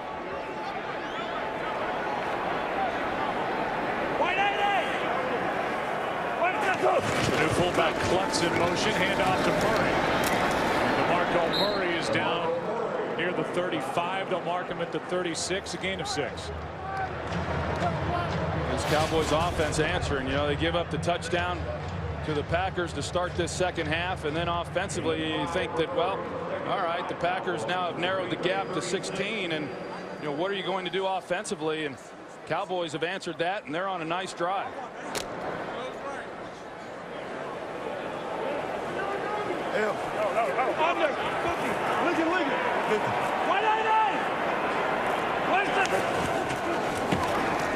Romo floats it. Bryant made the adjustment but could not make the catch as he flashed in front of Tramon Williams. 3rd and 5. Well, Clay Matthews at the end of the play was able to at least get a little bit of pressure on Tony Romo and force him to hurry up the throw a little bit. But even with that, Tramon Williams in coverage, it looked like Des Bryant had an opportunity to make that play. Hannah, the one trying to block and keep Clay Matthews off of him. It didn't look like Tramon Williams got a hand on it. But the Cowboys have yet to convert on 3rd down, so at least the Packers were able to get them here to 3rd and 5.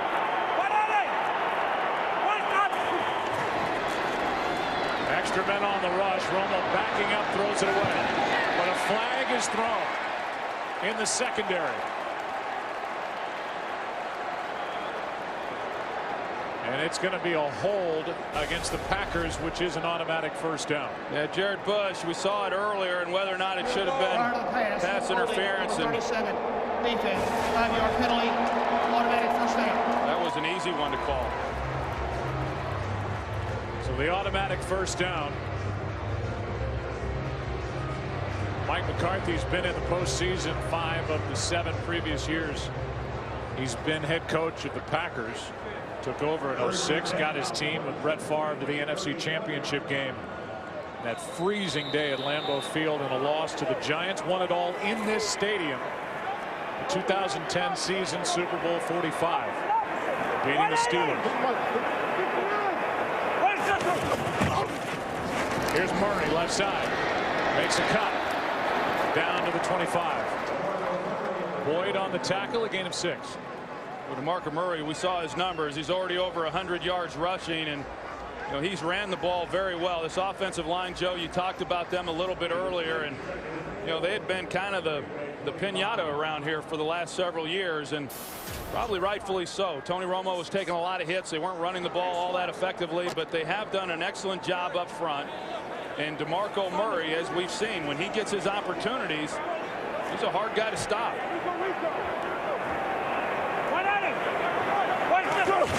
Second and 4. Murray tries this side. Runs into Witten, and a flag is thrown. Hawk is in on the stop. No gain, but a flag is down. Holding, number 68, offense, 10-yard penalty, still 2nd down. That is, Troy, only the 2nd holding penalty against Doug Free all year. He was a highly penalized player out at tackle last year for Dallas. Yeah, when you talk about punching bags, none was bigger than Doug Free last year. He had signed a big contract, and he just quite simply didn't play very well. And so they looked around through the free agency market and saw who was available, and they thought, hey, you know, we'd like to keep Doug Free, but he did have to take a cut in pay, and he has played much better. And he's been a better run blocker than he has pass protector. Here's Williams. Nice play made by Shields. Now 3rd down. How about the Seahawks? They've clinched their spot, and they are very close to clinching home field advantage for a team that just doesn't lose at home. Russell Wilson's never lost at home. 14-0. Pete Carroll, he's got that machine running. Schneider, the general manager. John's done a great job bringing talent in. Richard Sherman had at least one pick I saw today up against the Giants. They got beat last week. They've had some challenging games, but man, they show up each week. Now 3rd and 13. Beasley makes the catch, but he's tapped down by Micah Hyde. It's 4th down. Yeah, so that penalty, the penalty hurts the Cowboys, and we'll see now what Dan Bailey's able to do. Once again, the Cowboys are able to move the ball, but the Packers at least keep them out of the end zone. Another long try, 50-yarder.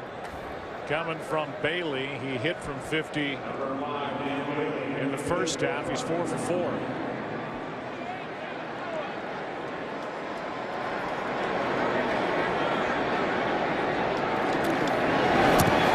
Kick is perfect. And Bailey is 5 for 5. Cowboys gave up 7. Get 3 back. 3rd quarter in Texas. Aerial coverage provided by Nationwide Insurance. Above the turf here at AT&T Stadium, where the Cowboys lead by 19.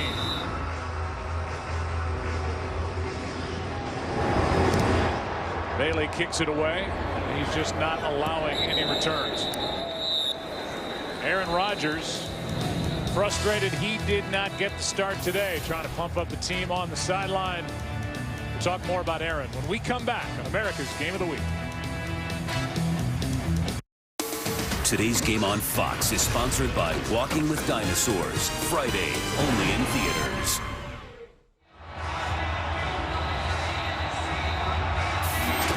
This drive will start at the 20. Down by 19 for Matt Flynn.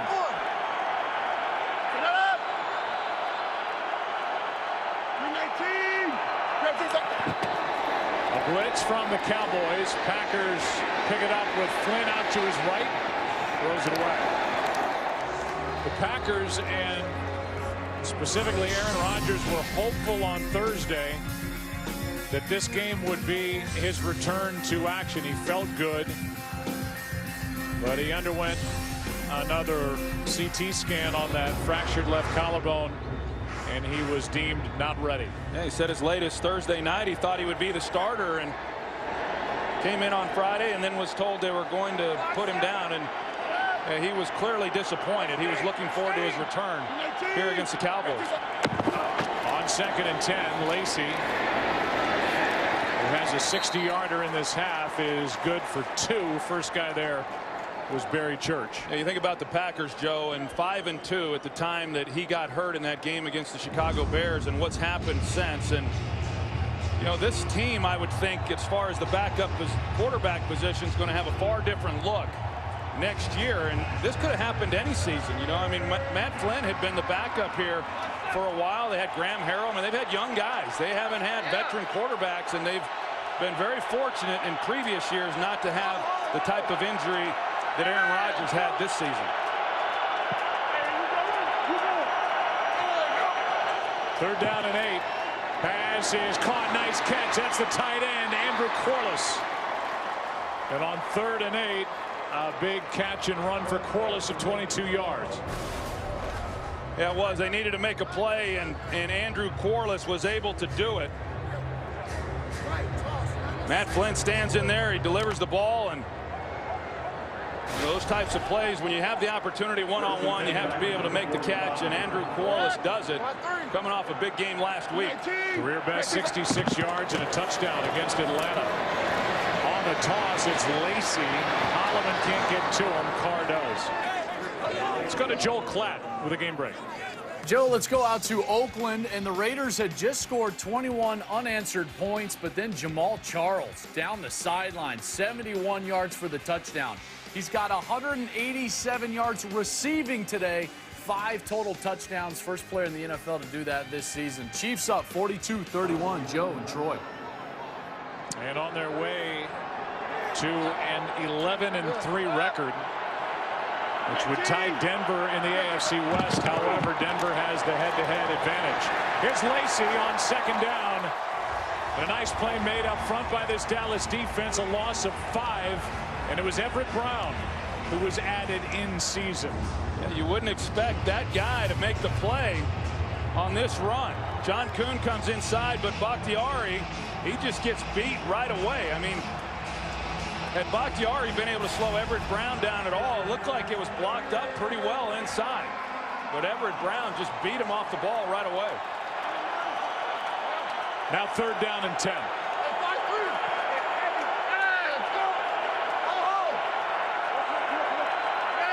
Cowboys showing blitz. They back out. Flynn throws. What a catch by Nelson. A flag is down, but a one-handed, left-handed grab by Jordy Nelson. And a conversion on 3rd and 10. You see Jordy Nelson, he starts like he's going to go across the field, back out. Holding, number 32, defense. That penalty's declined. Play results in a first down. They get Scandrick. Yeah, it was a good call, and it's great concentration by Jordy Nelson.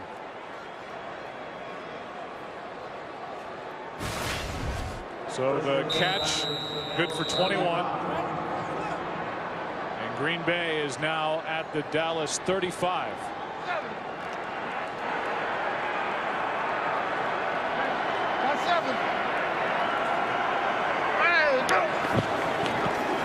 Looking left all the way. That's Jones. Carr knocks it down. Brandon Carr in good position. Earlier in the year, he had a rough day against Calvin Johnson and the Detroit Lions, a game that the Cowboys just let get away. Trying to not make that cost them dearly in the NFC East in the race with Philadelphia. Now 2nd and 10. Well, the Cowboys talked about locking these corners up, especially Brandon Carr, and letting him play press man-to-man coverage, and they've held up. Even though James Jones on that last play, he had a chance if Flynn leads him up the field. On 2nd down, Flynn has Boykin. And Boykin makes a nice move, and that's a 1st down at the 21. Went around Holloman, picked up 14. That's a really good job of Jared Boykin once he catches the ball, putting his foot in the ground and getting north and south to pick up the 1st down, because at the time that he caught it, he was short of the 1st down. A lot of times you see these receivers, they start bouncing around a little bit and they lose yardage and they don't pick up the 1st down. He went and got it.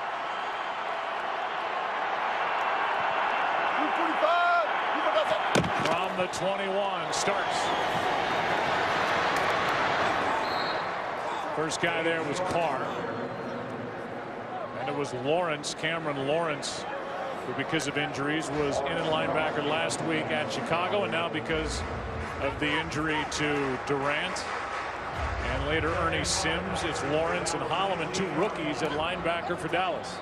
Yeah, they're awfully thin at that position, and hard enough tackling Eddie Lacy. James Starks, he's no picnic either. 2nd and 5.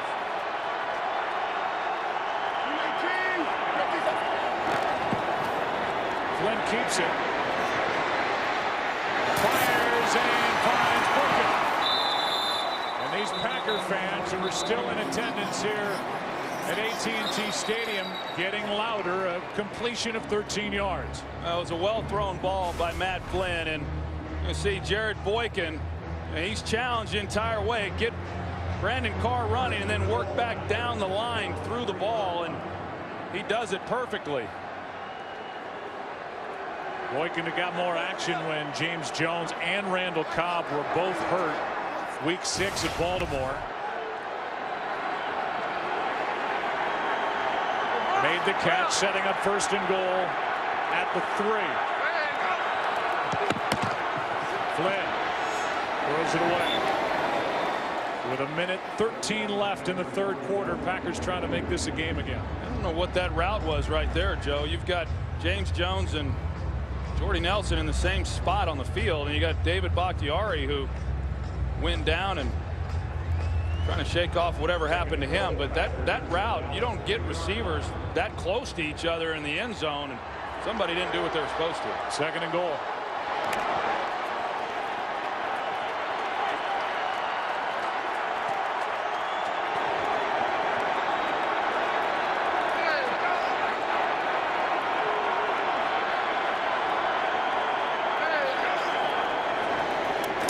is caught for the touchdown, Corliss.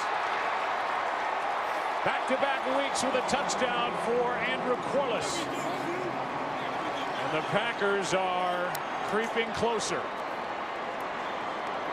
The extra point will make it a 12-point game. You're able to split him out, a guy that's 6'4" and 250 pounds, and he gives you a big target then for a quarterback. And if that guy can get inside the coverage, as he was able to do, well, that's a clean look then for Matt Flynn. How about the Packers? You talked about adjustments at half. Back-to-back 80-yard drives. And it's now a 12-point game. Corliss, a smile, why not? He's got a touchdown each of the last 2 games. Getting more interesting here in Arlington. Packers lost a big weapon when Jermichael Finley went down against Cleveland 8 games ago. That time he had 25 catches, 3 of them touchdowns, but Corliss picking it up the last couple of weeks. Taking it out of the end zone is Terrence Williams. And as it turns out, cannot make the 20. Knocked down at the 15 by Jarrett Bush. Take a break, come back, and the Cowboys will have it as the lead has been cut to 12.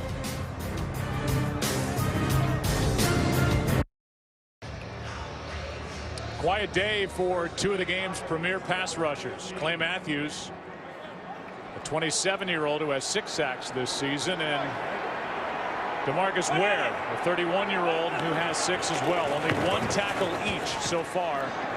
No sacks. And Murray started to run before he made the catch. 2nd and 10.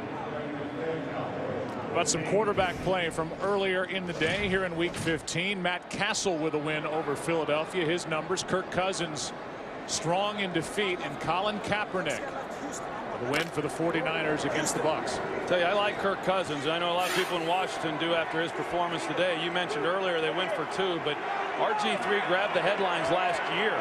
But that team wouldn't have been in the postseason if not for Kirk Cousins coming off the bench and doing what he did. Here is one out of the reach of the tight end James Hanna. And so you don't run the ball. You're worrying if you're Dallas, you're up by 12. You're trying to take time off the clock. 2 incompletions, and there's still 55 seconds left in the 3rd quarter. Well, this surprises me, Joe. I mean, you want to do what you do, but they have run the ball so well. DeMarco Murray is averaging over 7 yards a carry. And in this situation, yeah, you wish the clock is right now what you're trying to wind down if you're Dallas. They throw the ball 1st and 2nd down, both incomplete. Stops the clock. And they still yet to convert on 3rd down. Could be a big stop for Green Bay. Romo is sacked inside the 5. Matthews was in there, but he wasn't alone. The rookie Dayton Jones. And the Cowboys are letting the Green Bay Packers gain more momentum now on defense. Well, Clay Matthews is right here in the middle. He comes, and nobody's there to pick him up. He flushes Romo. Dayton Jones is there. That was a great job defensively by the Green Bay Packers of forcing a 3-and-out. But a lot of that, the undoing of the Dallas Cowboys, I think, as far as strategy, 1st and 2nd down, throwing the ball, big mistake. Jones hits it. Micah Hyde on Dallas's side of the 50 to the sideline and forced out of bounds around the 25 by Cameron Lawrence. There's a few Packer fans here at AT&T Stadium, and they're letting them know they're here after this change of momentum. And Micah Hyde on this return, they were already going to get excellent field position off the sack. But now with a big return from him, well, they've just gotten right back in it, Joe. They have, and you said it. There'll be a lot of people questioning the play calling on that last possession, a possession that lasted under a minute. I was surprised on 1st down that they threw it, knowing how well they've run it and trying to get the ball game into the 4th quarter. But then after that incompletion, to throw it again on 2nd down, I was surprised. Starting at the 22, Flynn. Lacey out of the backfield, and a good play made by Barry Church. And that'll end quarter number 3. We've got a game here in the home of the Cowboys, who lead by 12. Back after this on America's Game of the Week. After this from your local Fox station.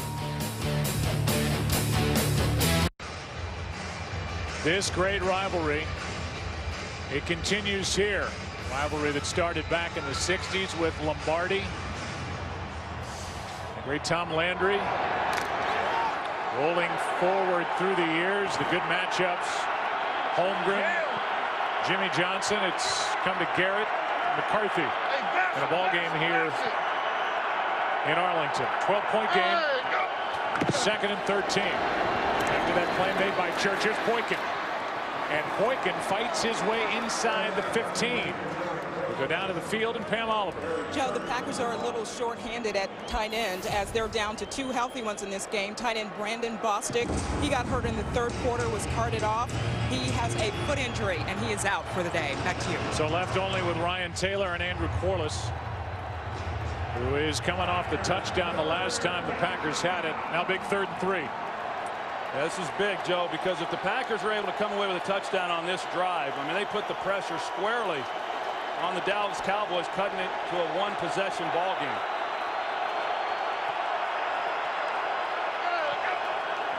Just got it away on 3rd down. Pass is caught by Corliss. He's got a 1st down.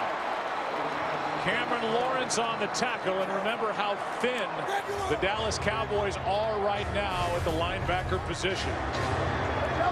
Good patience there by Matt Flynn, knowing exactly what the situation was and where to go with the football with the coverage to pick up that 1st down. It looked like an entirely different offense since they came out at intermission. No Sean Lee. He's out with a bad neck. And right now there's no Durant or Ernie Sims. It's Holloman and Lawrence. 2 rookies. 1-on-1 up top. It's Lacy right side. And a good play made. Selby's the one who strung that out. A loss of 1.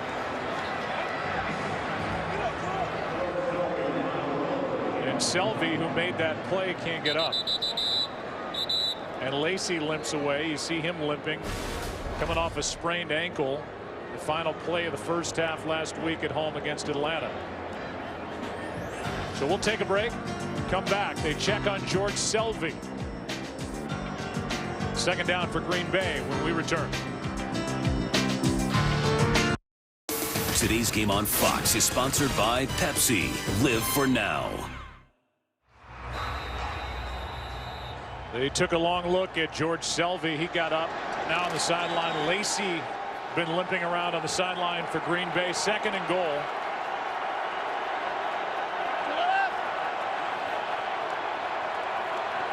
The ball at the 11.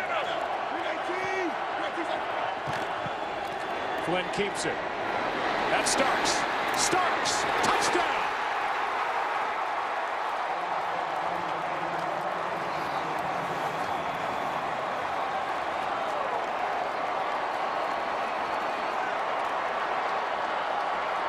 Initially, Joe, looking at this, I thought they were going to motion Jordy Nelson and go to him.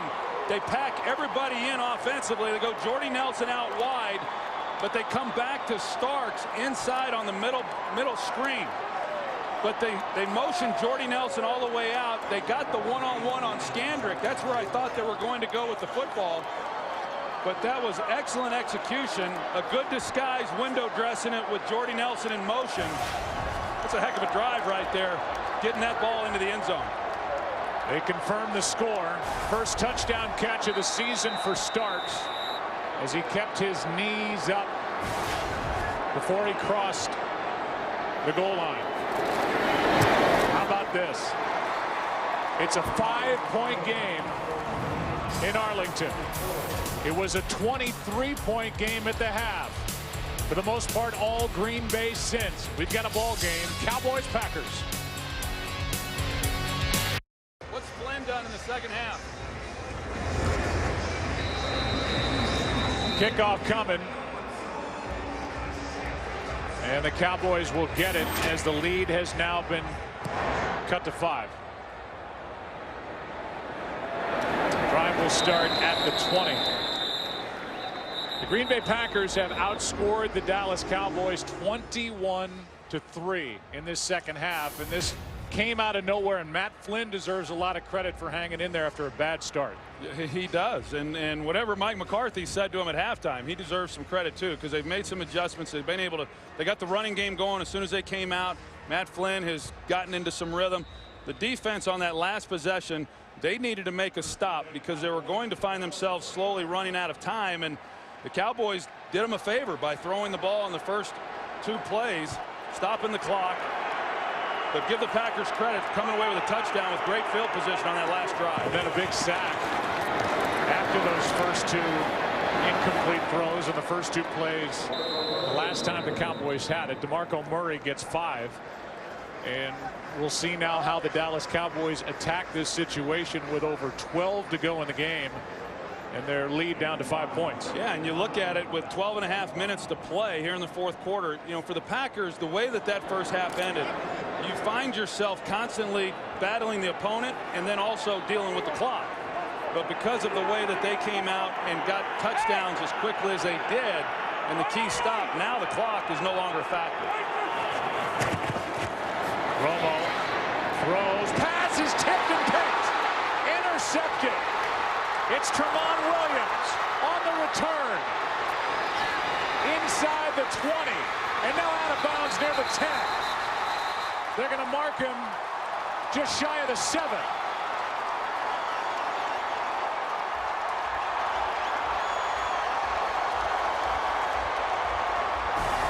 And Jason Witten was looking for a flag. Brad Jones in coverage. He had that left arm on him, and after the play, Witten's looking at the official wanting a call. Tramon Williams is there off the deflection. Did he make the catch? I don't know about that, Joe. It looked to me like it moved when he went to the ground. They're going to take a look at that. Well, it's a turnover, so they'll give it a look. And they're going to send Walt Coleman under the previous play will be reviewed.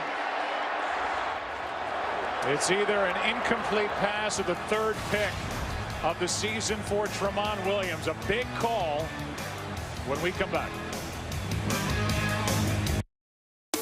Today's game on Fox is sponsored by Walking with Dinosaurs. Friday, only in theaters. Walt Coleman has given it a look under the hood. We give it a look as we blow it up. Williams trying to secure it. Looks like the ball moves some when the body of Williams goes to the ground. Meanwhile, the Dallas Cowboys keep throwing the football. They're averaging over 7 yards a carry. But they threw it on 2nd and 5 at their own 25. The play was ruled an interception. And is there enough there to overturn the call on the field? Otherwise, if this goes into that category, Tony Romo, even though the ball was tipped, it's an interception. And Tony Romo would be faced with his 8th of the year. Let's go to Mike Pereira. Mike, what'd you see? Hey, tough call. The issue here, Joe and Troy, is did he have total control first before the ball hit the ground, or was the ball moving, and then did he maintain control when it hit the ground? I kind of feel like there wasn't control there, but, you know, it would seem to me. After reviewing the play, the ball went through the receiver's hands and hit the ground. It's an incomplete pass. It'll be third down at the 25-yard line.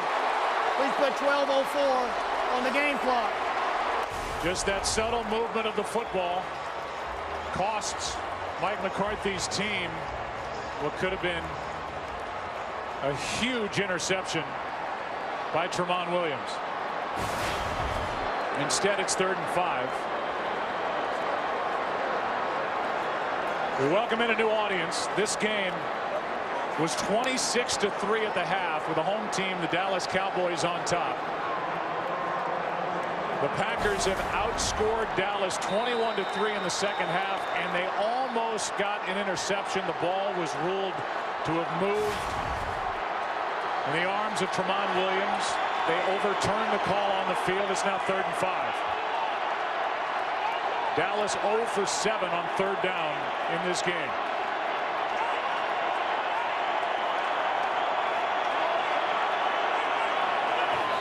Penalty flag flies as it looked like Green Bay came across. Was the player drawn off on the far edge? Encroachment, number 96, defense. 5-yard penalty. Well, it's a 5-yard penalty on 3rd and 5, and it's enough for a first down as Mike Neal came across too soon. Well, they got Neal. It looked like Doug Free was rocking back a little bit on his heels prior to Neal coming across. Here's Doug Free. See that right knee knee buckled a little bit, and those guys, those pass rushers, they're just looking for any twitch, and they're coming. That's a good catch by you. It looked like Free was moving, but Dallas gets the call now on first down. It's Murray, and DeMarco Murray breaks out. Penalty flag on the play at the end of it. A 22-yard carry, and it's against Dallas. They got Des Bryant, number 88, offense. 10-yard penalty from the spot of the foul. Still first down. They get Des Bryant on the hold, and it takes away what was a 22-yard carry by DeMarco Murray. For those who are just joining us, and it will be first down and 5 after the penalty. The ball back at the 35. The Cowboys trying to win here. Had the big lead at the half, trying to tie Philadelphia at the top of the NFC East. They meet in Week 17 here at AT&T Stadium. In what was a record-setting first half for Dallas, 332 total yards of offense, the most they had ever had in the first half. They've been shut down. Murray is going to draw a flag. Looked like on the tackle, Brad Jones got a face mask. A loss of 1 on the play, but personal foul, grasping the face mask, number 59, defense. 15-yard penalty, first down. Just that turn of the helmet is going to get the personal foul every time. Yeah, turn them just enough, and they don't have the 5-yard variety any longer. They're all 15 yards, and so that was a costly penalty there. But you know, you go back to the 3rd down play there, Joe, with the penalty on Mike Neal, where they failed to see Doug Free move, and that's a huge play right now in this ball game. 2 penalties that have resulted in first downs on this drive for Dallas. The call against Neal. Started it. Here's Witten downfield to the 25. He's got a touchdown today, and now he's got a big catch of 27 yards. Well, Jason Witten's as good as there is in the game, and the move that he makes on Brad Jones, he starts inside, sets up the route like he's crossing his face, and then gets vertical.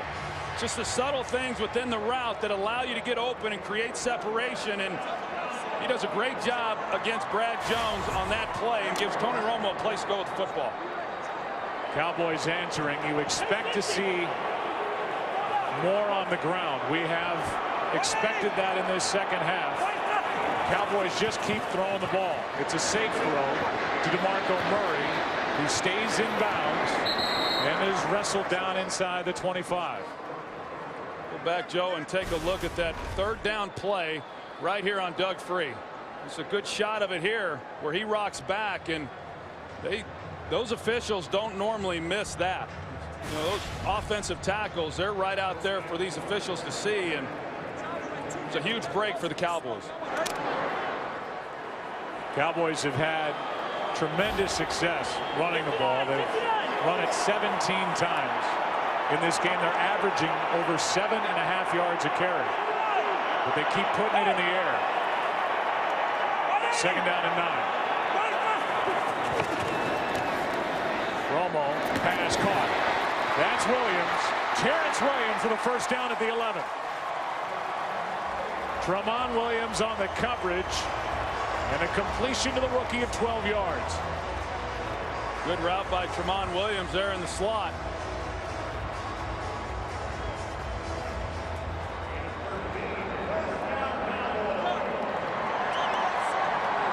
Well, now it's for the Packers. I mean, you watch this clock as it starts to wind down, and it being a 5-point game, clearly a touchdown for for the Cowboys would be huge. The Packers can hold Dallas to a field goal.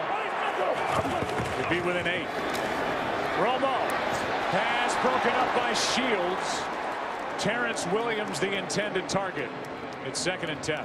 The Cowboys, they look like they're running the read option back there. You know, Tony Romo, he rides the fake as long as he can to try to get everybody to bite, which is fine, but they're locked up in man coverage. So Sam Shields, he's not watching any of the action in the backfield. Good coverage there. Everybody wants a flag on every play. Didn't get it. 2nd and 10. Cowboys have not finished drives in this game. 5 field goals, 2 touchdowns. Back to the air. Romo. Witten. Forward progress just inside the 6. Cowboys can get a first down without scoring a touchdown. It'll be 3rd down here for Dallas. After Williams and Burnett made that last stop, they have to get just inside the 1 for a first down. And there's certain plays you look back on during a game and you say, hey, these were the differences in the outcome. This is one of those plays. 3rd and 4.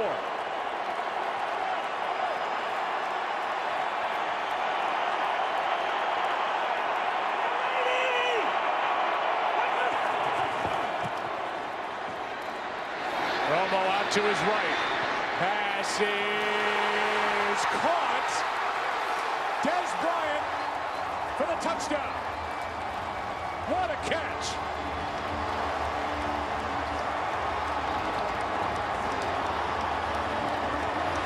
What a game.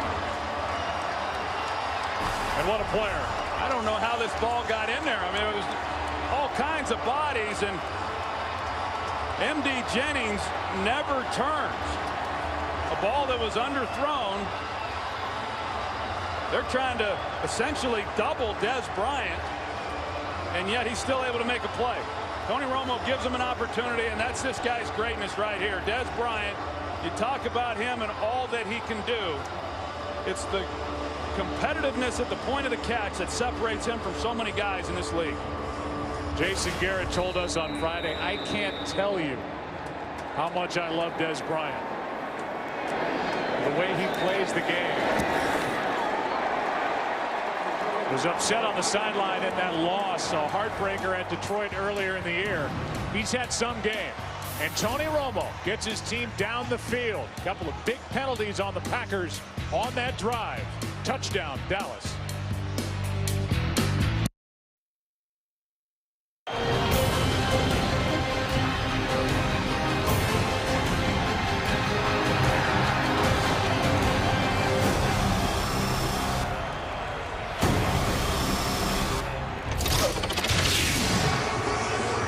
Here in Week 15, the Cowboys looking for their 8th win of the season to tie Philadelphia on top of the NFC East. Dez Bryant, 10 catches, 140 yards, and a touchdown.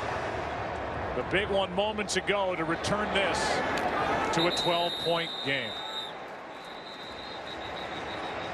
Let's look back at that last possession by Dallas. First, a penalty not called on Doug Free. It went against Neal. It was the near interception that was overturned, and then the touchdown on this play. So there was the interception overturned by replay. There were 2 first downs given by penalties on the defense of the Packers, and then the touchdown to Dez Bryant, who made that crazy catch over the defense. Well, they missed the false start, but that doesn't mean the Cowboys needed to go down the field and score the touchdown. The interception overturned was the right call, and just a bad play on the ball by M.D. Jennings. Here's Lacy. Lacy's got 11 and a first down. Barry Church on the stop. Still time left. 3 timeouts remaining for the Green Bay Packers, and back to that touchdown. How did Dez Bryant catch this ball? You're going to see 2 guys in the same area, Joe. Normally you throw a ball up like this with all those bodies, good chance that ball's intercepted.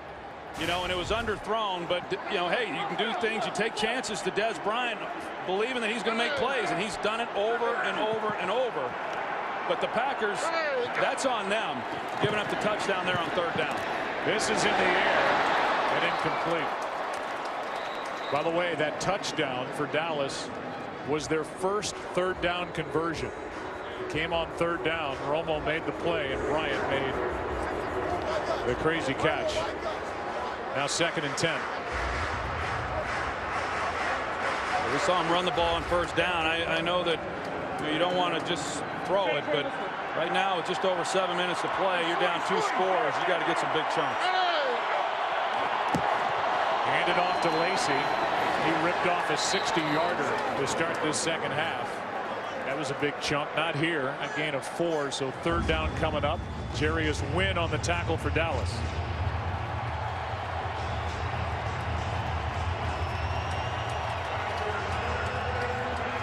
This game was 26-3. Dallas at the half. 3rd and 6. Blitz. Pass caught. Corliss. First down. Out to the 49. And they found Andrew Corliss 3 times in this second half. He has a touchdown today and now a 14-yard catch. Yeah, another good conversion. We've seen him split out wide when he had the touchdown on the slant. They cut his split. He lines up in the slot. Runs a good route. And it was a nice third down conversion. Big for Matt Flynn. Grew up in Tyler, Texas, a Cowboy fan. Trying to break hearts in this stadium today. Pass caught. That's Jones. James Jones, who had a big catch in the first half, gained 7 here. He had a 39-yarder early in this ball game, the first time the Packers had it. And James Jones could have been a little smarter on that play also. He had pursuit coming from the inside. He wasn't going to get much more out of that play and could have caught it and got right out of bounds to preserve some time.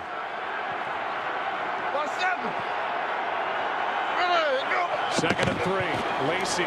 The rookie's got a first down and more. Church made the tackle. And Lacy to the 34-yard line. A 10-yard carry by Eddie Lacy, who has a 100-yard day going here against the Cowboys. Yeah, he's had some nice runs here in this second half. There's been some holes here on this drive. Rookie's over 1,000 yards for the season, Eddie Lacy. And the first back to get there since 2009 for Green Bay. Pass broken up. James Jones the target, and we've said the name of Sterling Moore a few times, and he made that play. He had a pick in the first half. He's been pretty good. Sure has. I mean, they've got some injuries. He's getting an opportunity to come in and do his job, and he's done it pretty well this afternoon. The clock obviously stops there with the incompletion, but that prior play, Joe, a lot of time coming off the clock. I mean, you're running the ball, and then you're spending time at the line of scrimmage and get the ball snapped. 1-7. On 2nd down and 10, Flynn. Boykin, nice catch. Boykin down inside the 10.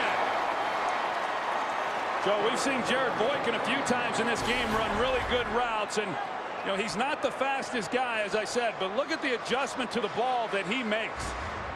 That ball's thrown to where Matt Flynn had to put it because there was pretty good coverage there by Brandon Carr, but Boykin's able to come back and toward his body and make a big play. Clock continues to wind. 4.5 to go. 27-yarder to Boykin. Flynn. He's got Nelson. And Nelson doesn't get much. Scandrick with a quick tackle. 2nd and goal. Well, this is a good drive that the Packers have going. I mean, this whole second half, it's been an entirely different offense from what we saw in the first half. The Cowboys haven't had an answer for the Packers here over these last 30 minutes, and they needed to come down the field and get a touchdown, and they're knocking on the door once again.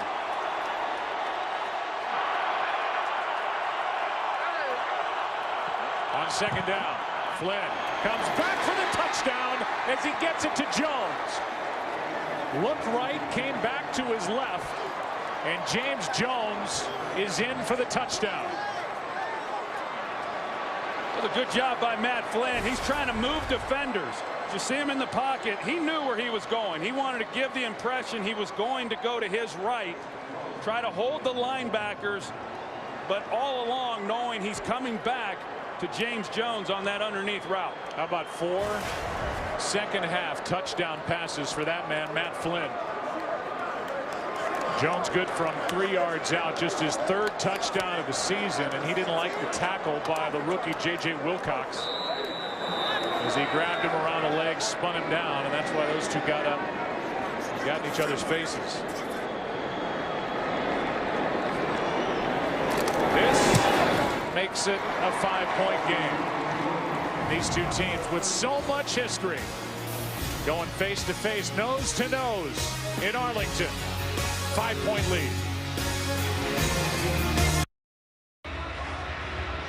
Matt Flynn's coming off a win at home over Atlanta on a frigid day at Lambeau Field. He's got 4 second-half touchdown passes.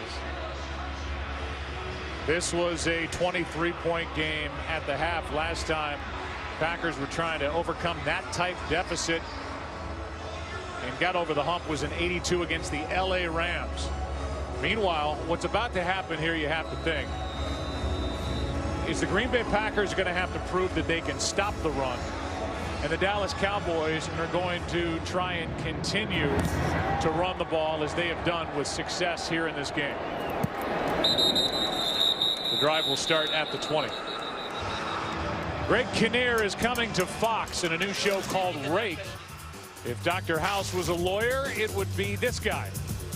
And you know he'll be getting into all kinds of trouble. Don't miss Rake. Greg Kinnear, happy to have him at Fox. It premieres Thursday, January 23rd, right here. Well, Joe, you say the Cowboys are going to run the ball here. You would think. You think they might want to do that. But we'll see. But you're right. I mean, there should be little question as to what the Cowboys are going to do on this drive.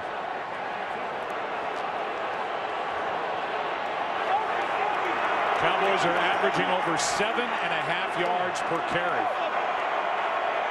but have run it only 17 times. Romo keeps it. Gonna air it out. Des Bryant. Shields in front of him, incomplete. Trying to take a shot on that first play. And they had the pass a bit underthrown. Well, they had him. You're going to see Des Bryant is by him, but the ball's a little underthrown. The other part of this, Joe, Sam Shields, one of the fastest players in the NFL.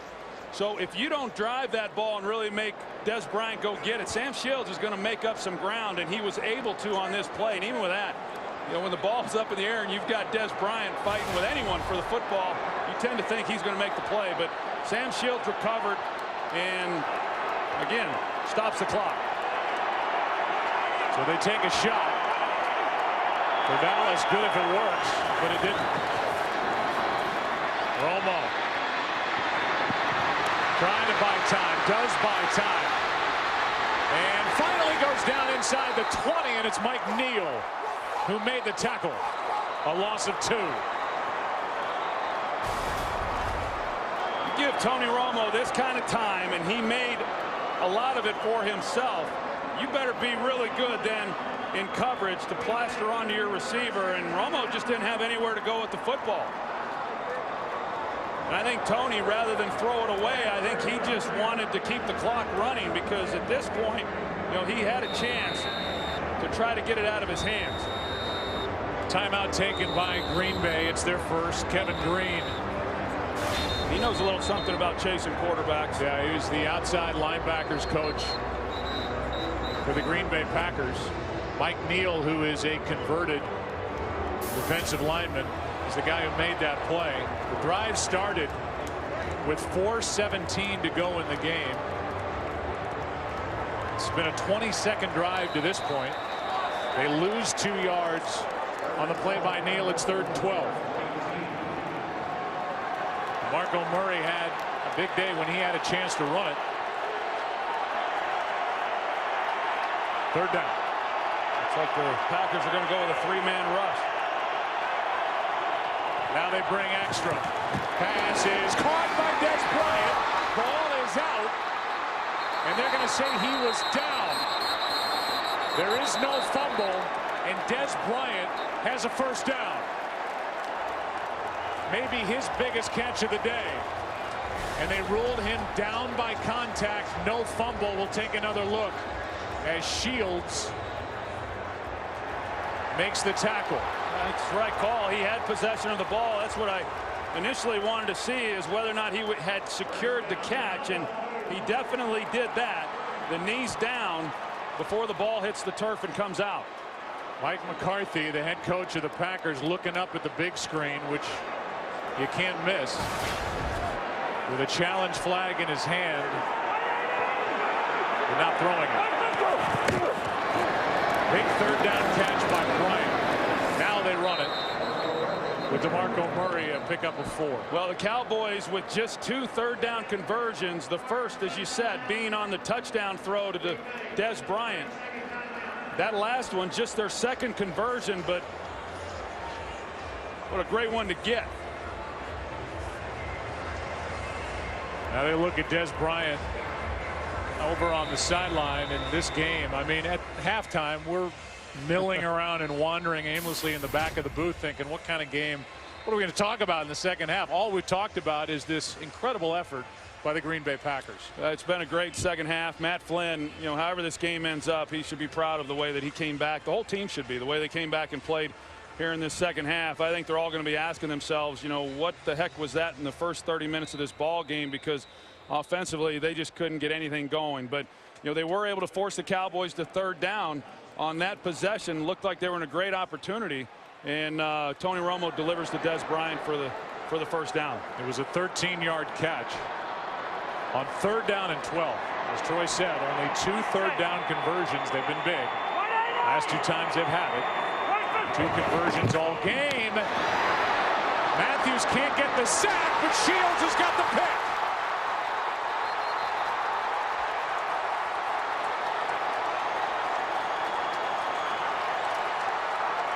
Kidding me? Clay Matthews has a free shot at Tony Romo, and how he misses. And you think there's going to be a big play. Miles Austin has him beat off the ball. That's the makeup speed that I talked about, but the ball's thrown behind, and Sam Shields, who was a wide receiver at the University of Miami until his senior year, so he has ball skills. He makes a great play on that one. I'm going to say it again.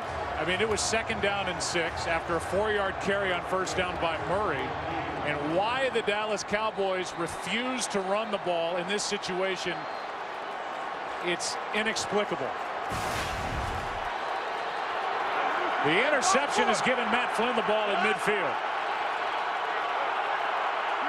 The play calling of the Cowboys will come into serious question after this. Here's Corliss inside the 35. And the Green Bay Packers trying to stay alive in the playoff chase in a good spot, down by 5. Deep crossing route, and Matt Flynn hangs in the pocket. Andrew Corliss, they really have not had an answer for him. I agree with you, Joe, as far as the questions. Romo got him off the hook converting the third down. Then you think, okay, you're going to run the ball. They try to go for it again on 2nd down, and there's going to be a lot of questions to be answered. Here's Lacy. Eddie Lacy inside the 30. Obviously, the Packers need the touchdown. And that play and a carry of 4 yards will take us to the 2-minute warning. Well, and that's why they run the ball there, knowing that they had the 2-minute warning to stop the clock. Good idea there by McCarthy. They also have a timeout. They need to get it in the end zone. What a game here in Texas. This holiday season is part of the league's commitment to celebrate and honor alumni players. NFL Homecoming spotlights the return of legends to stadiums across the country to access exclusive content and hear legends in their own words. Visit NFL.com/homecoming. Was in the game against the Denver Broncos when Tony Romo threw for over 500 yards, but an interception he threw with 2 minutes left that led to the game-winning field goal here by the Broncos. That's all anybody talked about. Well, an interception has given the Green Bay Packers life on a 2nd and 6 throw. Shields got the pick. And now 2nd and 6 for Green Bay. Here's Lacy left side. And Eddie Lacy is going to be out of bounds. It appears with another Green Bay first down. Pretty interesting call there by Mike McCarthy on 2nd and 6 with 1 timeout left. You run the draw on the outside on the perimeter by James Jones. Not only does he pick up the first down, but he's able to get out of bounds. You see what's happened here on the last 4 possessions by the Packers in this second half has been incredible. This is where DeMarcus Ware, this is where he needs to show up. He was challenged this week. He's been a non-factor all afternoon. From the 21, it's first down as the NFL's most maligned defense is trying to come up with a stop. Pass is broken up, but a flag. Barry Church and Andrew Corliss. That's kind of where they've been going after the Cowboys. We talked about the linebackers and the injuries that they've had. Number 42, defense. Ball we placed in the spot of the foul. Barry Church is the guy who comes up and makes a play that gets the flag, but no underneath coverages there. Young linebackers in the game, and Andrew Corliss has been working that middle of the field good part of the second half. A minute 50 remains. Dallas with all 3 of their timeouts. Green Bay with 1. First down. Hey, Roger.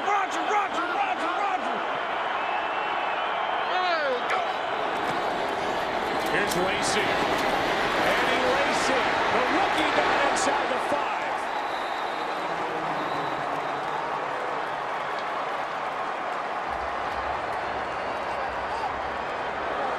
And now a timeout taken by Dallas. We have a new audience. This game is not to be believed. The Packers trailed 26-3 at the half. It was a record-setting first half yardage-wise for Dallas on offense, but it's been all Green Bay in the second half. They've scored touchdowns on all 4 of their second half possessions. The only touchdown for Dallas, that incredible catch by Des Bryant.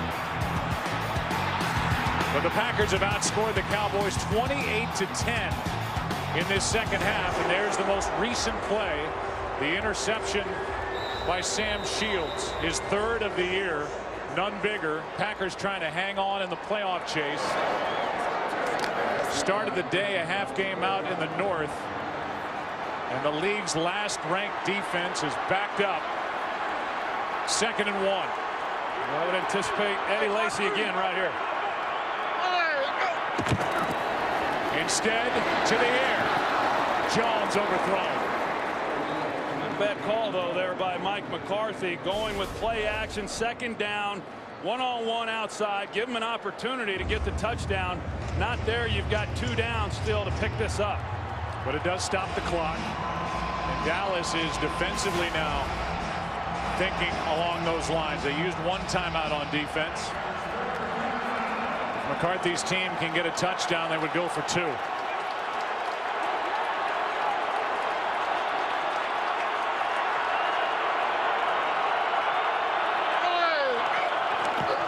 It's Lacy.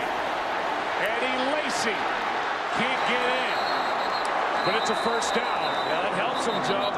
It helps them by not scoring, so they forced Dallas to use another timeout. And as you said, they pick up the first down, so they have a whole nother set of downs to work with. This guy's unbelievable. I mean, Eddie Lacy gets hit in the hole, and he just keeps his legs going. You know, what confidence Mike McCarthy has in this guy to not only give him the ball and have the clock continue to run, but trusting that he's going to pick up key yardage, which is what he's done throughout this possession. Mike McCarthy's team now checks in B.J. Raji.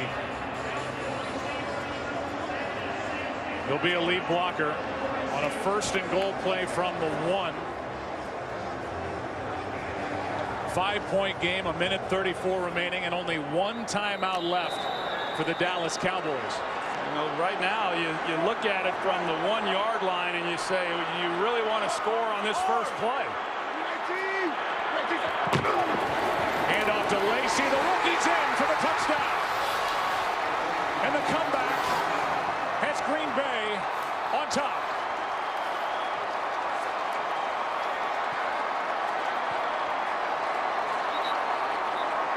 And now a 2-point try from Green Bay to try and make it a 3-point game.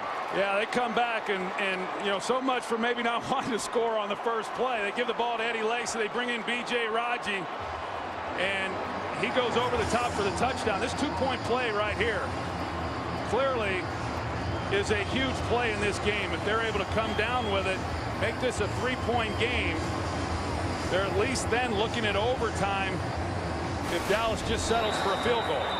0 for 2 on 2-point tries this season are the Packers. And how do you not give this to Eddie Lacy? Teams 2 for 2 against Dallas's defense on 2-point tries. Pass is incomplete. No flag. Corliss the intended target, and it was Heath, the rookie safety in coverage. It's a 1-point game with 1:31 left. Looked like there might have been a grab at the top of this. We'll see. Well, they could have easily called Corliss with the push, but there was a pull of the jersey by Heath as well. Both these guys could have been called. The officials don't throw the flag. They let them play. So now Tony Romo has a chance to make amends on that interception with still plenty of time and 1 timeout. And all he needs is a field goal. A minute and a half is a lifetime. Again, Tony Romo threw for 506 yards against the Denver Broncos. Was tied 48-48 with 2 minutes left in the game, but threw an interception. And people then jumped on him and said, same old Romo. He throws the killer interception. Well, here's a game where the Packers were down 26-3 at the half. The Cowboys have gone away from the running game, which is impossible to explain. And the Packers now have scored touchdowns on all 5 of their second half drives and lead by 1. And the game is in the hands of Tony Romo, who has 21 career comebacks in the 4th quarter or overtime. When tied or trailing, he's trailing by 1. Talk about so much on the line here for both teams within their divisions and keeping playoff hopes alive. Career long for Dan Bailey, 53 yards, which means getting it to the 35. He's got more leg than that.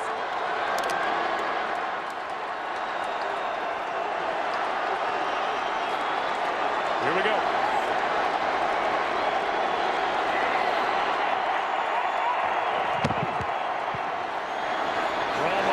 Beasley made a nice catch and is going to hop out of bounds. They're going to mark him shy of the 30. Clock stops with 1:24 to go. It was a great catch by Cole Beasley, an excellent route. Didn't look like he was going to be able to bring that one in, but he did.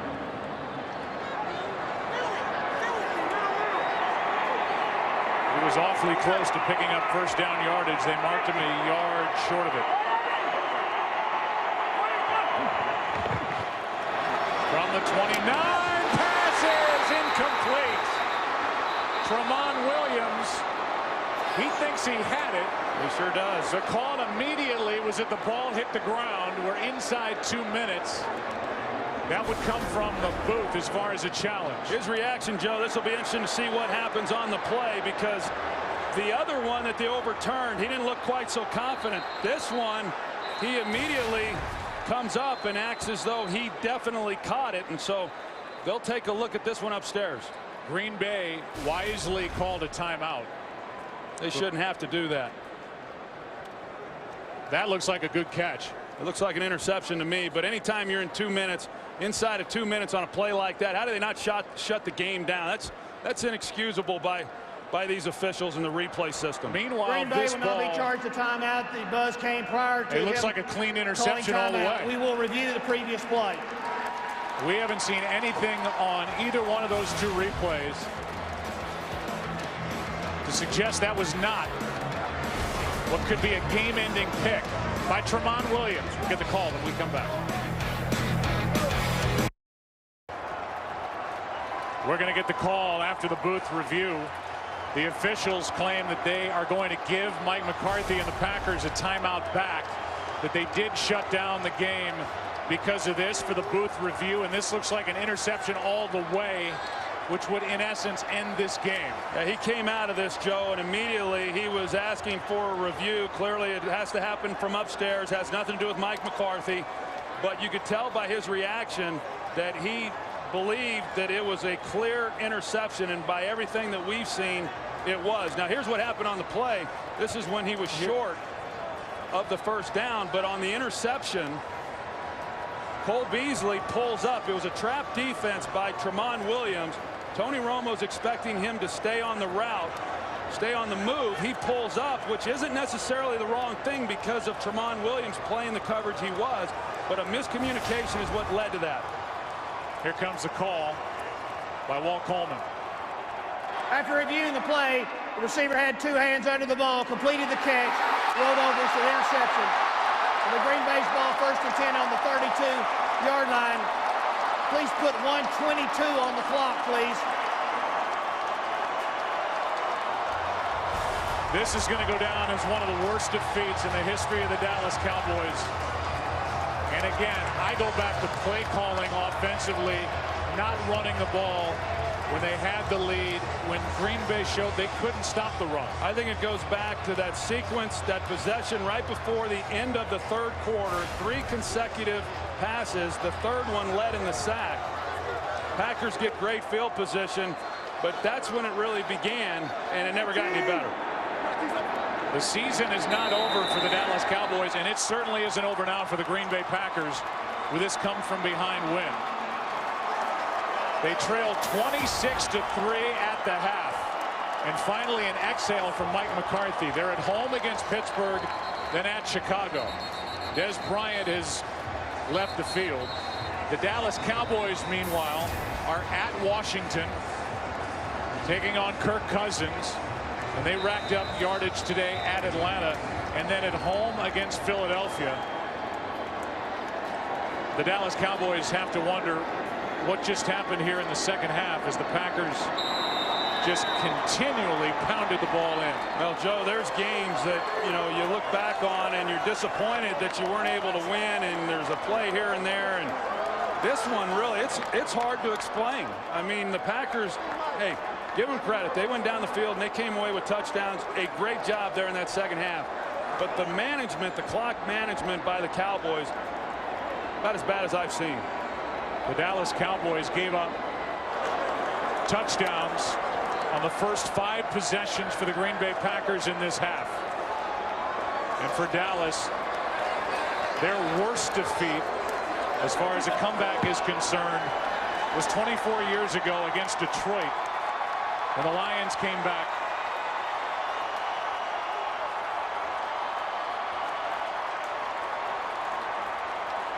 Against the Dallas Cowboys.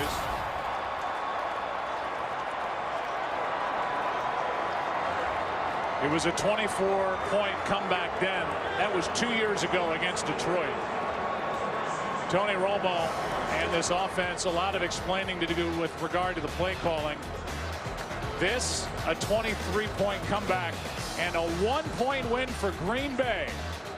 We'll take a break. Come back after this.